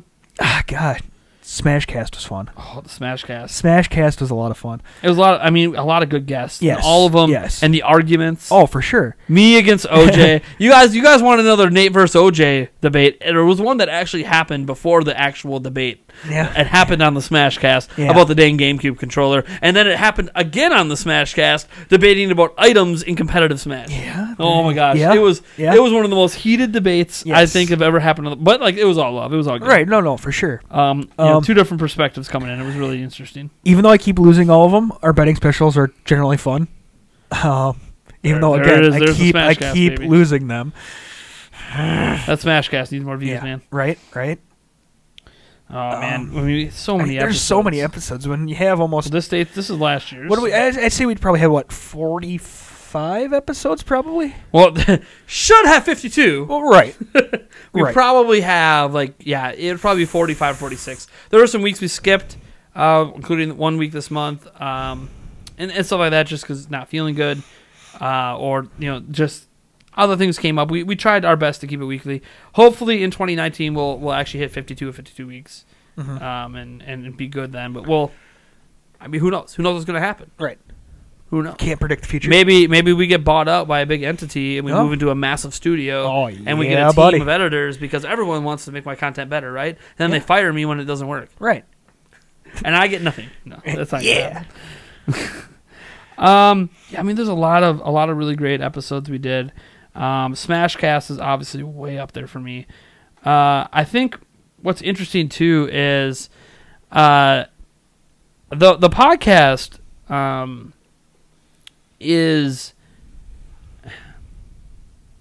it's basically I don't want to say it's the only piece of content I care about because it's not, but it is a very special piece of content to me. I have other content where I talk to fans, other live streams I do, other now I have the Prime Answer series, and all the news videos and all whatever. I have a zillion different pieces of content I do, and now I'm working on a review, and maybe that'll become more of a regular thing. If you want it to become a regular thing, head over to patreon.com/NintendoPrime, get us to our $300 goal, and there will be game reviews every month. But this podcast is. I view this as no matter what happens at Nintendo Prime, if I have to go get a different job, my computer blows up, I don't know, something happens, something bad happens, and I just can't do YouTube really anymore. I think this podcast is just going to continue to live on. I don't think this podcast is ever going to go away. We have to go back to using our phone to record. I have to go back to using the Blue Yeti, or if we have to like use the audio on the phone, God forbid. Yeah, right. I don't care what happens. You know, my house burns down, whatever. Because technically, at this exact moment, I don't have renter's insurance. It doesn't kick in until January 1st. So, hopefully nobody comes and arsons my house between now and then I lose everything. Yeah. But it's interesting just because this podcast, to me, one, obviously there's you, and being able to sit down with my best buddy and talk about games that we just don't get to do as much as we did when we were kids. Yeah, right. You know, whenever we do chat, it's always about my kids. Yeah. My kids are a big topic, or, you know, about me and my fiance, or about you and work, or whatever's going on in our personal lives. But this is like the part of me that reminds me of how passionate I am about gaming. Even if, like as an example, I've always wanted to add a segment to the week, like, hey, what have we been playing lately? Right? Like a lot of podcasts have. And it's like, well, okay, the answer for Eric would have been Breath of the Wild and nothing else for the last week. Yeah. For me, it would have been, I don't think I turned on my Switch the past week to play anything at all. Yeah. That's not technically true. I did play Smash for 1 hour. And I found out that I'm actually not half bad with Toon Link. Or not Toon Link, I'm sorry, Young Link. But that's neither here nor there. The point is, like, I don't do it because, one, we just have the weeks like that where we don't get to play anything. And then two, it's not really, like, I think the thing I like most about what I do at the channel is I like gaming culture. Mm-hmm. I like the conversations. Mm-hmm. I like talking to the fans. And I feel like this is kind of like a culmination of all of that. It's 100% fan supported. That's why no matter what happens, this would persist, because you guys are making it persist. We had a goal a long time ago, and we hit that goal super fast after we made it. Mm-hmm. And that was, we put up a goal, hey, if we hit $100 on Patreon, we'll make this weekly. Didn't think we were going to remotely come close to it. Yeah, right. We have been consistently over $100 on Patreon for pretty much ever since we put the goal up. Mm-hmm. And we have been over the $200 mark for a large chunk of this year as well. Just like not last month or this month, but for a large chunk of this year, we've been over that mark as well. And it's encouraging to me to see, like, even if we were only ever talking to an audience of 20 people or the audience of 34 people that support us on Patreon, I don't really care. There's 34 people that give a shit about what you and me have to say about video games. Yeah, right. Probably two of the worst people in the world to ask our thoughts on video games. And 34 people, or 37, or whatever it is right now, in the 30s, care enough about what we have to say about video games that they want to pay to support it. Mm-hmm. And, like, it's such a special thing to me. Like, the rest of the channel, I make more money doing other things. Yeah. The podcast is a very time-consuming thing. Now that I'm even editing it, it's very time-consuming. My computer crashes all the time. It's just a really rough thing I do. But it is so amazing to me, the outpouring of support that this thing gets.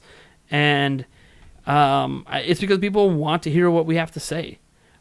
There's legit people that get mad at me that I don't let Eric talk more, and it's not because, those moments when Eric just doesn't have anything to say. Yeah. But it's also like when he does have something to say, and then I cut him off. Like, he hardly ever has anything to say, so why do you cut him off the one time he does? Yeah, right. But people actually care what Eric has to say, and I always look at the dynamic. Like, I'm someone who knows the ins and outs and all the news and everything happening with Nintendo all the time. I've played a ton of Switch games this year. He played Pokemon. Only new Switch game outside of E3 that he's played, that he owns. I played okay, there, that caveat that took it out of it. I'm like, I played is it an hour of Smash? Yeah. I think you played a couple matches of Fortnite during a live stream when I had to go to the bathroom.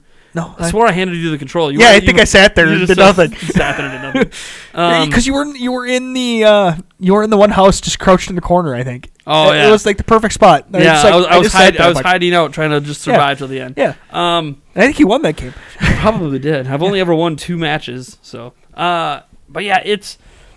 I've had a lot of fun on this podcast, and I think people care about your perspective, because. Let's just say you're someone who cares about gaming, but you are on the most casual of casual sides of it. You play a lot more. Put it this way. You put more hours in Tap Sports Baseball than you probably put into any game on your that's Switch. Probably true. And that's not it. Probably the South Park game, too. Yeah. That's very true. Like when I say casual, like, it's not, like, I'm not saying people who play phone games are casual, but, like, for him, the convenience, the ease of it, the pick up and play, be done in a couple minutes. The fact that I can play it at work, too. Yeah. It's kind of hard. It's a lot easier to sit. It's a lot easier to sit on a phone just going like this. Yeah. Then it is to you're at work, bring up you my bust out the Switch. Yeah. I'm not saying I haven't, but oh, hey, how's it going? Yeah, right. Not that anybody at my work cares. Yeah, no. As long as I'm getting my work done. Oh yeah, no, and I do. But and I get my work. But the point, I think the point is like you are on the casual side of things where you're not hardcore into this stuff like you once were. Yeah, and that's okay. Mm-hmm. And I think that's why people respect your thoughts on things, because you come from the perspective of, okay, I have a big gaming history. I know you know a lot. Heck, you know a lot more about classic games than even I do, because you were, especially if it comes to like NES or anything like that. Like you're all on top of that. Mm-hmm. And I think it's just interesting seeing like, okay, here's a former hardcore gamer that has now become, I hate that term, but whatever. Yeah. For lack of a better term. Yes. And then he, now he's on the super casual. He's basically what I should be as a parent of 3, hardly touching games ever. What I should be doing, but because it's my profession, it almost should be roles reversed. Because it is my profession, I'm allowed. Like that's the one thing too. Like I love gaming so much, I made it my profession, so I can keep playing games. Does that make sense? Yeah, right. That's not why I did it, but like it's kind of interesting that because of what I do, I'm able to play more games than I would be otherwise. Like bare minimum, it was really interesting because like there were weeks where I didn't play any game until I live streamed. But because live streaming is work, I get to play games. And like how amazing is that to be like, hey, oh geez, yeah, I'm working right now. What are you doing? I'm live streaming a video game. Yeah, right. Like it's like, yeah, that's what I'm doing for work right now. Yeah, like that's my job right now for like the next 2 to 3 hours is to play a video game. Like it's such a cool thing, and I think like just getting those different perspectives. Like I'm in tune with everything going on with Nintendo. I have more. I don't play literally everything, but I play a lot of games on Switch. And then there's you that like you enjoy Switch. You really enjoy certain games on Switch, but you play them casually. You're not going to be done with Breath of the Wild probably for a decade. I mean, like that's just reality. Which, fair enough, might be the next time the Zelda game comes out. Oh, please no. Yeah, right. No, don't do that to me. I'm just kidding. I'm kidding. So I don't know. It's just 2 different perspectives, and then you guys obviously. I know everyone loves when we get other voices in that have completely different opinions. Oh, for sure. Because there's a lot of times that like because I'm more knowledgeable, Eric will just be like, yeah, okay. Because like he's learning as I'm saying things. Like, he didn't know that happened. He didn't know this happened. Like he probably doesn't know that Super Smash Bros. Ultimate sold 5 million in 3 days. No, I knew it was selling really, really, really well. Yeah, but 5 million 3 days. That's worldwide. crazy. That is nuts. Yeah, like there are some fans now that think it might hit 25 million at some point. Yeah, I mean, possible. So I don't know, and I look back at this podcast over the past year, and I love it, man. I don't love editing it. I'll say that. I'm not a fan of editing the podcast. Thank you, Martin, for the entire year of work you did for free editing the podcast. Like, I cannot thank you enough for that. I used to edit it. Now going back to it, I'm like, man, this is a lot of hard work. And my computer, it takes my computer out for an entire day. Well, one, I don't have the most ideal computer for rendering anyways, and it crashes. So sometimes that sucks. It'll render for 3 hours and then crash, and I have to start the render over again. That's a pain in the butt. That's on I got to get a new computer built. That's goal of 2019 is not only going back to E3 but getting a new computer built. I don't know how I'm going to be able to do both. We're going to explode. That's why, right? We're going to hit 100K in 2019. Yeah, buddy. Forget the 50K goal. We're going straight to 100. Yeah, straight to 100K. But yeah, and I think like even just looking back on the channel. Because I'm probably going to do a conversation video just looking back at the channel at some point. Maybe a Prime Answers episode will be all about reminiscing. But it's just been a crazy, a crazy 2018. We had our most viewed video ever come out like a month ago in the Switch hacking video that I have just as much hate for as love for. But that that hit 300,000 views. We've never had that happen in the history of Nintendo Prime. We've had our most popular podcast episode come out. We had one hit like 6,000 this year. I don't remember which episode it was. Should have been the Smashcast. Yeah, right. I think that would have been the best representation of our podcast. Right. We had an episode hit 6,000. Crazy. We had an episode get over like 900 listens just on Podbean and iTunes and stuff. Awesome. We never had that happen before either. We've had... I guess a more standardizing of the content coming out. It's been coming out, especially the last couple months, been coming out more frequently, more often. Prime News still isn't exactly on the schedule I want it to be, but it's a new show that really fired up this year and has become a thing. And just because people keep comparing it to Spawn Wave News or whatever, doesn't mean I'm going to stop doing it, guys. I don't really care that he does something for all of gaming. Let him have his show. Who cares? And like as an example, like by the time this podcast comes out and is fully edited, like I'm going to be on Spawn Wave's podcast. Mm-hmm.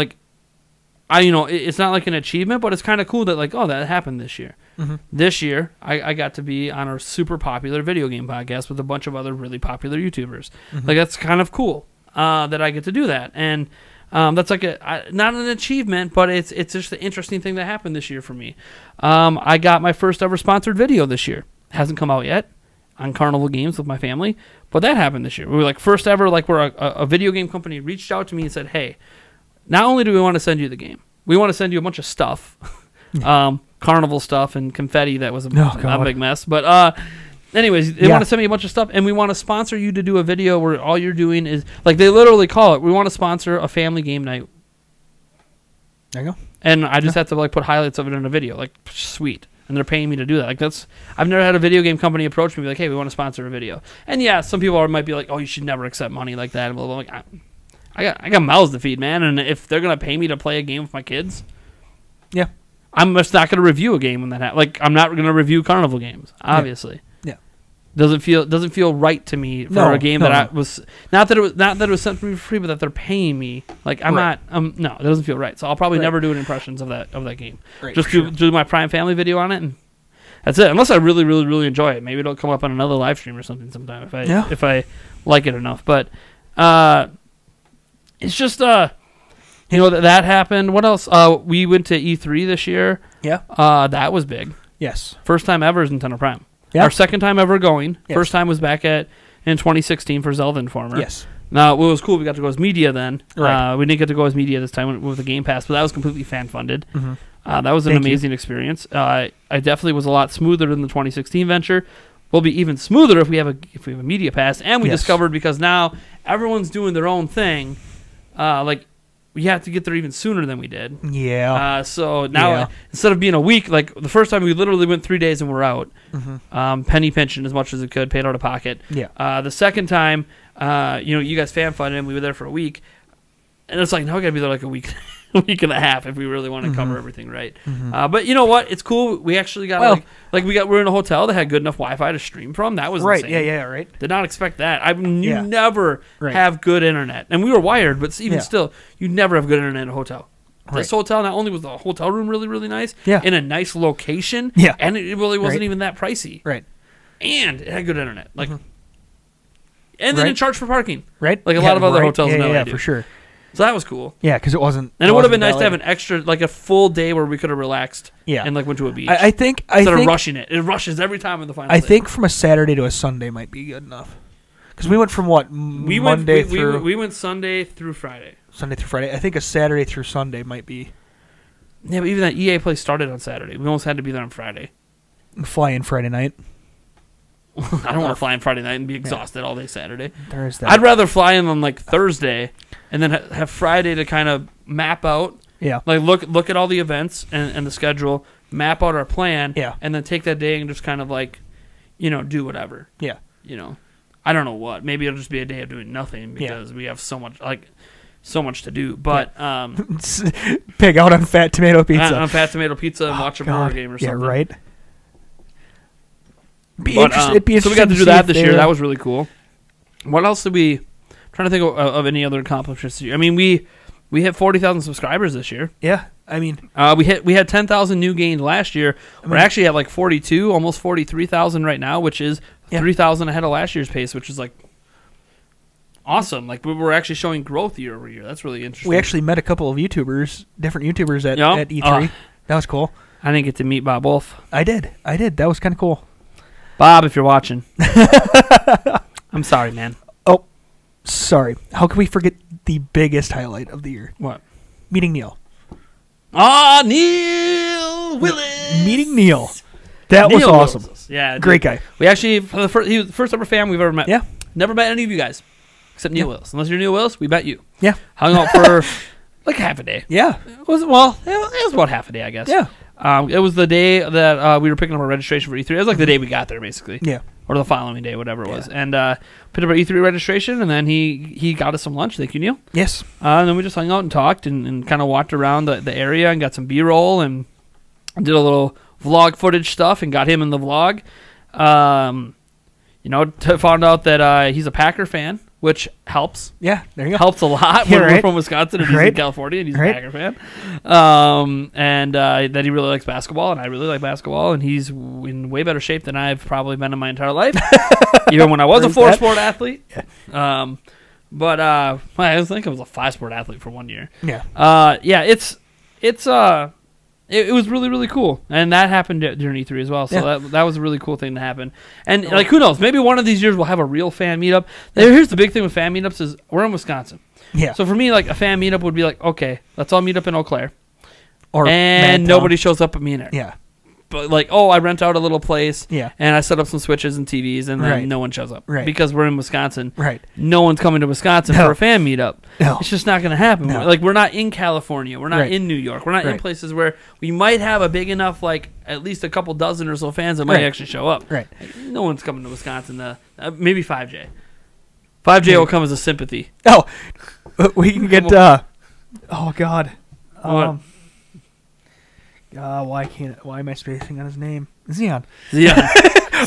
Sympathy. He just happens to be in town for a performance on hey, that's the night that we scheduled this meetup. You should come on by. It also helps that he lives not too far from us. Then Zion and 5J shows up and no one else is like, let's record a podcast. Yeah, right? Hey, there we go. Let's make use of this. So, yeah, there's... we're not big enough yet for a meetup, I don't think. But it was really cool to meet a fan. Yeah. I'm still waiting for that day that...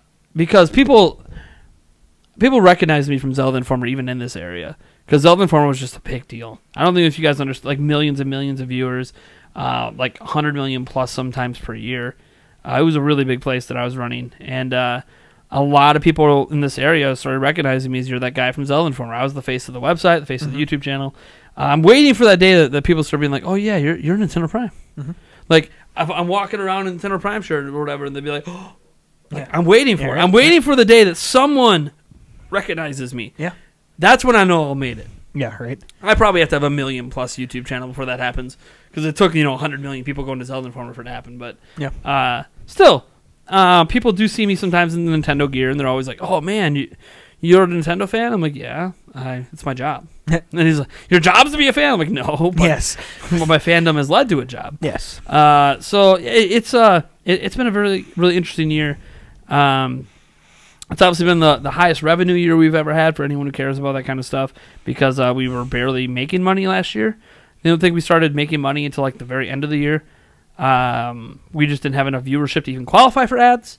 So we started making money towards the end of last year as a channel, and then obviously blew up this year. What's really cool is this channel is still primarily fan supported. So we have our Patreon, but then also all the super chats and donations we get during live streams. Mm-hmm. Huge deal. Without that stuff, I wouldn't be able to do this. So it's really awesome that we have so much support from the community to keep this going. Another cool thing, I did a fan on let's just say this is the year the fans sent me stuff. They sent me games. You got a P.O. box. These microphones were bought. Yeah. I have a P.O. box now. Yeah. We're recording this using a capture card sent in by a fan. I'm trying to think here. What anything wrong with this collector's edition of Octopath Traveler that was bought for me by Be Righteous. It's been a really interesting year. This is the first year we really have fans sending in stuff and wanting to buy stuff and not really taking no for an answer from me because. I'm always don't buy me anything, and then people just keep doing it. So whatever, I appreciate any of it. And I always say if I ever get a duplicate of a game that I have, I'll probably do what Beat 'em Ups does, where it's hey, look, if I get a duplicate, I'll probably just give it away. Yeah. Because I don't really care if I have a sealed copy versus a non-sealed copy. But that's obviously something I try to okay with the person that sent it, as long as they actually give me contact info. Because sometimes people send packages or letters and there's no who's it from? Yeah. It's no one. Cool. Alrighty then. We're just gonna give this bad boy away. Yeah. So that was kind of cool, and I got to make a video about that that led to the big confetti mess we had. You're welcome, by the way. Thanks. Yeah. Thank you. He helped pick it all up. So yeah, it's been. Oh, I see some more confetti. Yeah, picked up. I know, right? Yeah. Anyways, it's been a crazy year this year. A big year for us. This was like a proving ground year. Yeah. This is the first year I did Nintendo Prime full time, the entire year. And I'm still standing. We're at the end of the year. We're in the midst of one of our highest revenue months of the year right now. We are in the midst of one of our, this is actually the highest viewership month we've ever had in the history of the channel. Granted, a lot of that's from the viral video, but even some of our normal videos are getting more. I just released an editorial style video like 4 days ago, and it's got 10,000 views. Like, that was like unheard of before. So I mean, even the fact, even our podcasts, they're starting to get, almost to 1,000 per, which is good. It used to be like 200 to 300. Yeah, right. And actually, one thing I can say about this podcast for 2019 is I'm going back to something we used to do before as a testing ground. We're still going to have like everything we normally do, which is like the full podcast. It's still going to release on Mondays and blah, blah, blah, and all that stuff.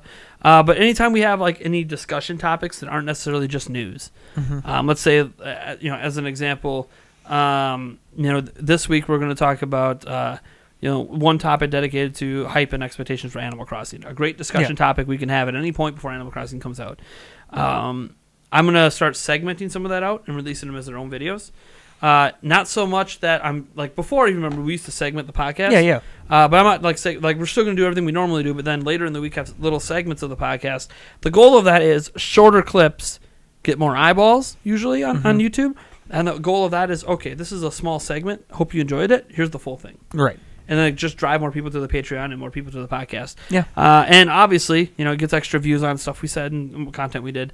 I'm not going to say it's going to be like 5 days a week, splitting up every topic, because I don't think every topic needs to be on its own. Right. But especially when it's news, right. News topics, if they're not still relevant at the time, or there's been more updates to it, or whatever, like it's not worth it. Right. No. Like if we talk about Smash sales now, we might have new numbers next week, so it's not really worth separating out a Smash segment like that. But any impressions that we get, stuff like that, like even like I think it'd be good to do that next year. I want to start that in 2019. So not this podcast, not the next one, but the one after, our first one that actually releases in.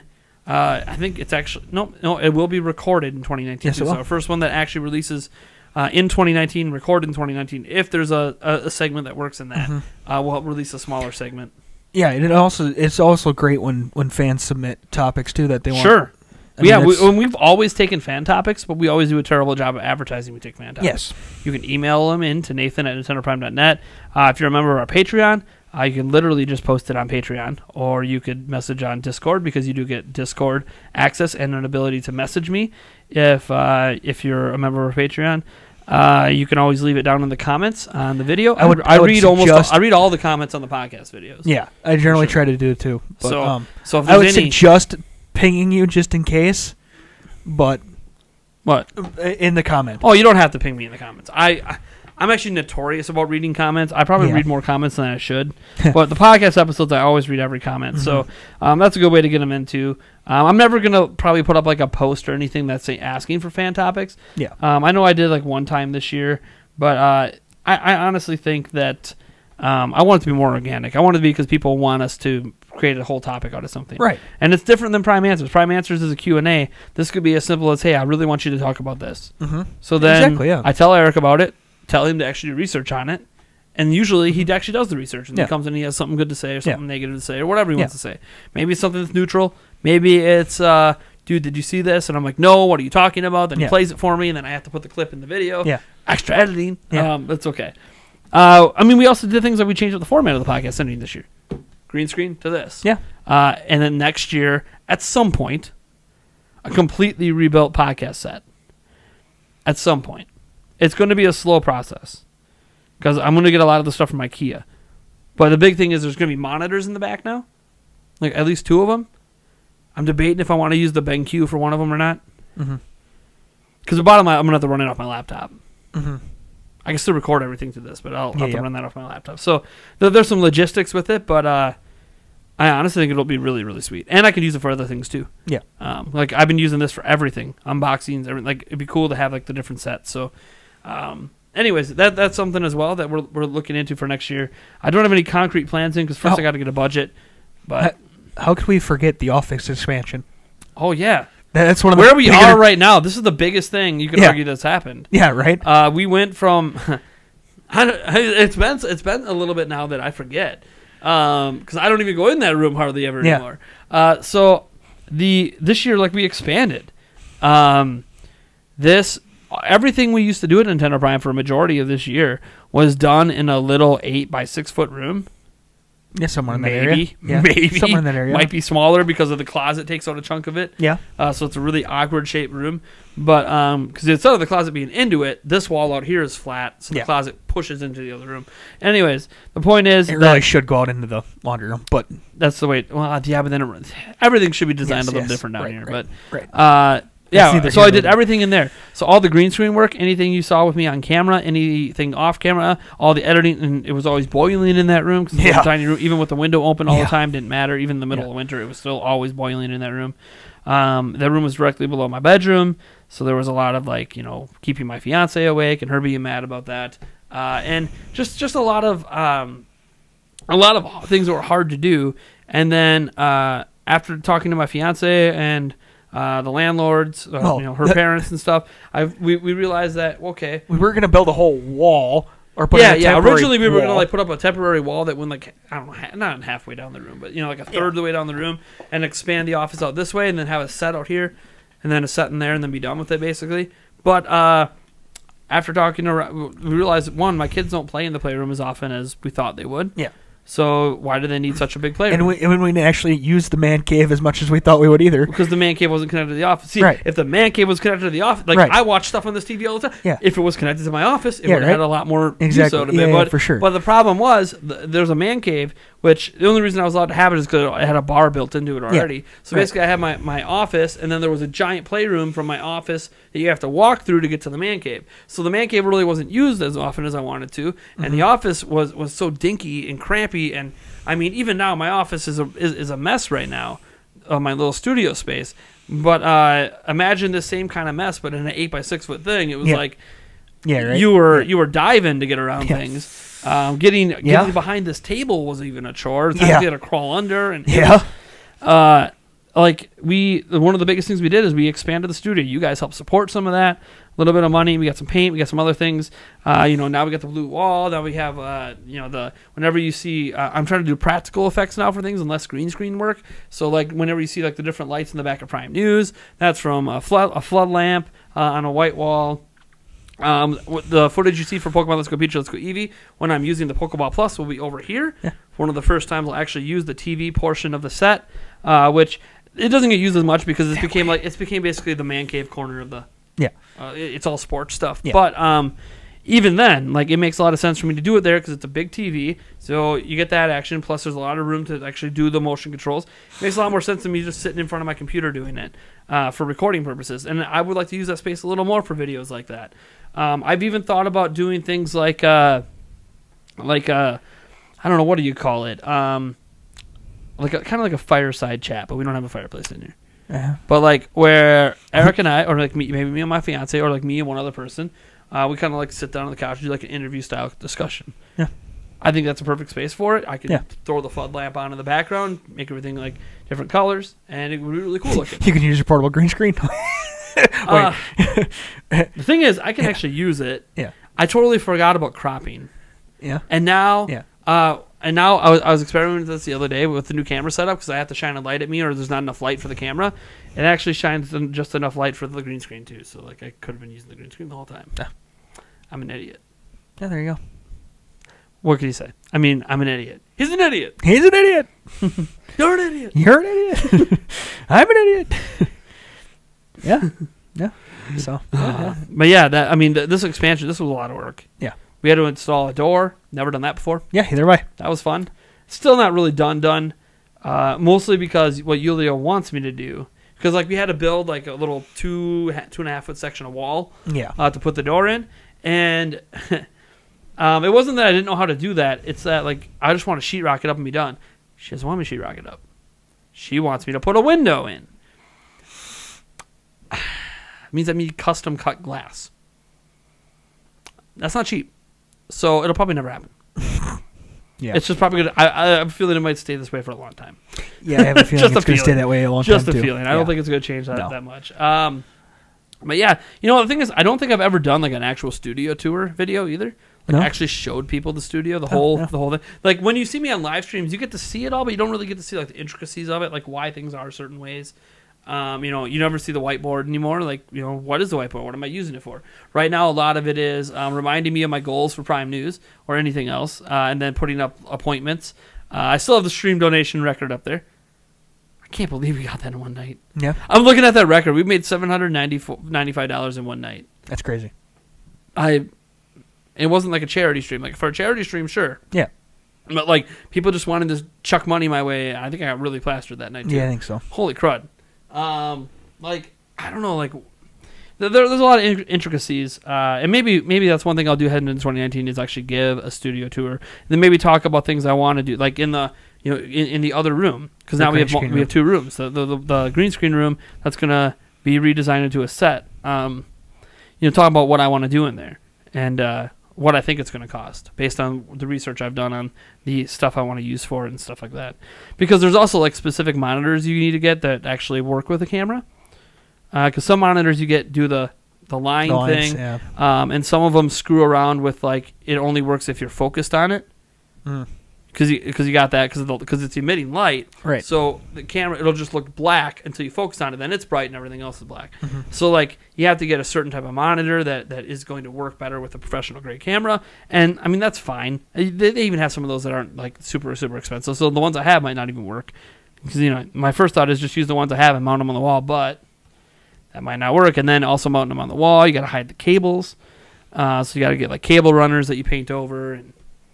Anyways, it's not that it can't be done, but like there's just a lot of stuff. Like this table, it'll probably always be in use, but probably in here. I feel like it's really good in this space, and in there I want something that's maybe a little longer.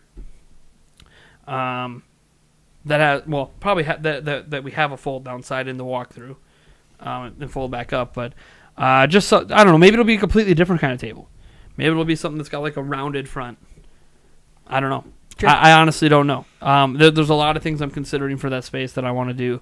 And it's amazing that I have a whole room that I can literally just make it into a set. Like, that's crazy that I can even think about doing that. Like, this whole this space has to be my editing station, has to be multiple different sets. I can have a whole room that's just one set. And that's really, really cool. So, because of that, I want to do something really cool with that set. Because the whole room would basically be dedicated to it. But I'm not sure what yet. Yeah. The only thing I'm probably lacking in all of this is storage space. I have the one closet, and that closet was full before we even did anything. Yeah, right. I have like nowhere to store anything. Like Yeah. a lot of this stuff around here is besides some some garbage or whatever, is I just have nowhere to put it. And that's another thing I need to solve at some point too. I don't know if I'm gonna build some shelving units. I don't know. I mean, I probably should have replaced that table that that leans in the middle with something more sturdy. Yeah. Eventually. Yeah, I probably should just build some storage somewhere. Like maybe because like this is never shown. Maybe I have a shelving unit off here that's got bins. Yeah. Because I need more bins to store like all my different cords and my cables in. All my damn switch cases. Hey, I love reviewing switch cases. Stop sending me them unless it's something unique.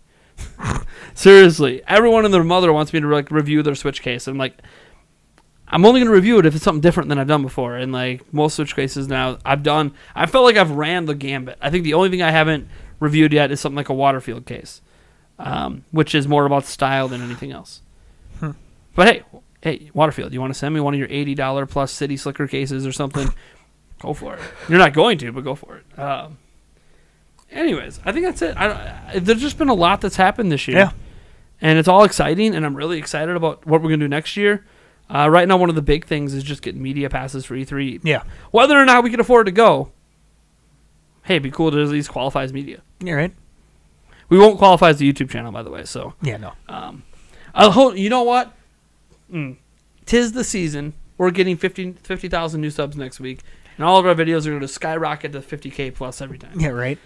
Yeah. This podcast is the leading candidate to make that done. It is. Get that done. Let's make this the highest viewed podcast of the year right now. Right. Share it with all your friends that nobody's going to care about because no one's going to care about what we're talking about. Right. But anyways, that's going to do it. Be sure to check out our Patreon at patreon.com/Nintendo Prime. I already talked about the tiers for that before. You can check out the podcast as well on Podbean, on iTunes, on Google Play Store. All you have to do is type in Nintendo Prime Podcast. It'll be the only one that pops up. I'm trying to think if there is anything else. I mean, follow me on Twitter at NintyPrime. Follow you at Emo8790. I think. Is there anything else we got to mention? NintendoPrime.net. Oh, yeah. Hey, NintendoPrime.net. That's actually how we're going to try to get in his media, is Yes. NintendoPrime.net. Because the requirements for viewership on websites is much lower. Yes. But anyways, we post So head over that way. We post our podcast at NintendoPrime.net too. We have a forum that I would love to be more active, but no Yeah. one's active in. So, anyways, lots of stuff. Oh, and there's going to be changes to Patreon.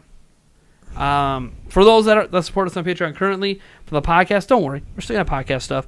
The big thing is our Patreon's been kind of built around the podcast. We're so much more than just a podcast now, though. Mm-hmm. So I want to expand our Patreon tiers, add new tiers, add different tiers for different things that people might be more interested in. And I know, Edward, I know you want a Patreon game night. I hear you. You want it to be on weekends, you bastard. I hear you. I'm trying not to work on weekends. This podcast now gets edited on weekends, so now I have to work weekends. You bastard. I have to do the Spawncast podcast tomorrow night. Bastards. I'm actually excited about that. Yeah. But or Saturday night. But it's I can tell you right now, Edward, there's nothing being added for weekends. But there'll be some changes that I'm going to go through and articulate first to the current patrons, and then I'll probably make like an announcement video about updates to Patreon for 2019 for the public, for anyone who might be interested in supporting us and supporting new shows that I want to do. I want to put a big emphasis on getting reviews done. I want to put a big emphasis on our top 10 lists, on discussion videos like the one that I did a few days back. I just want to put a big emphasis on some of the more original content besides just the news and the podcast, like more shows. So look forward to that in 2019. And hopefully I get support for that because it's always risky. It's risky just diving into a whole bunch of new content. But with your guys' support, it minimizes the risk for me. And obviously shows that we have people interested in that stuff. So thanks for your support in 2018. Mm-hmm. Seriously, it's been amazing.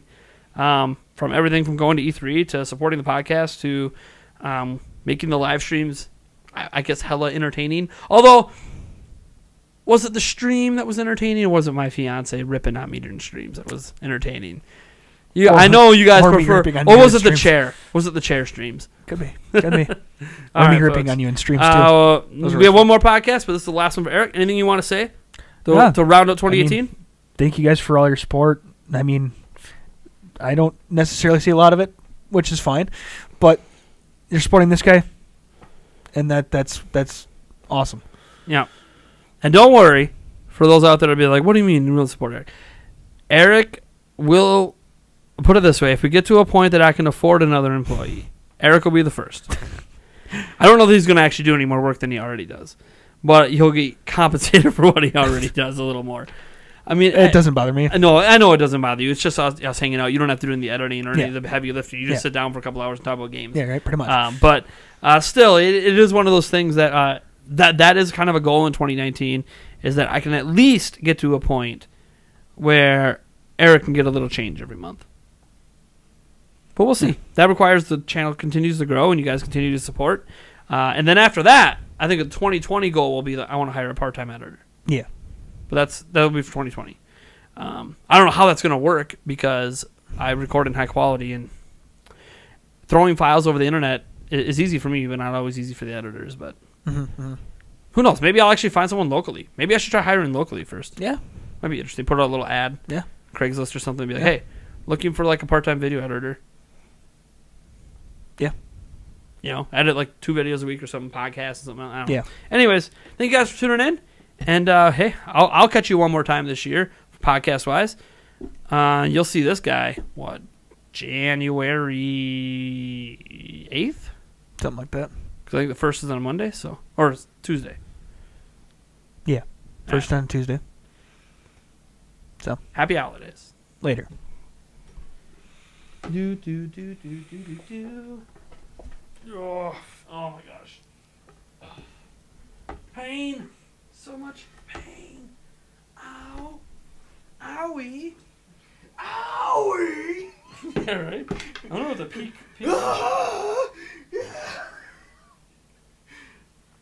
The chair has skill.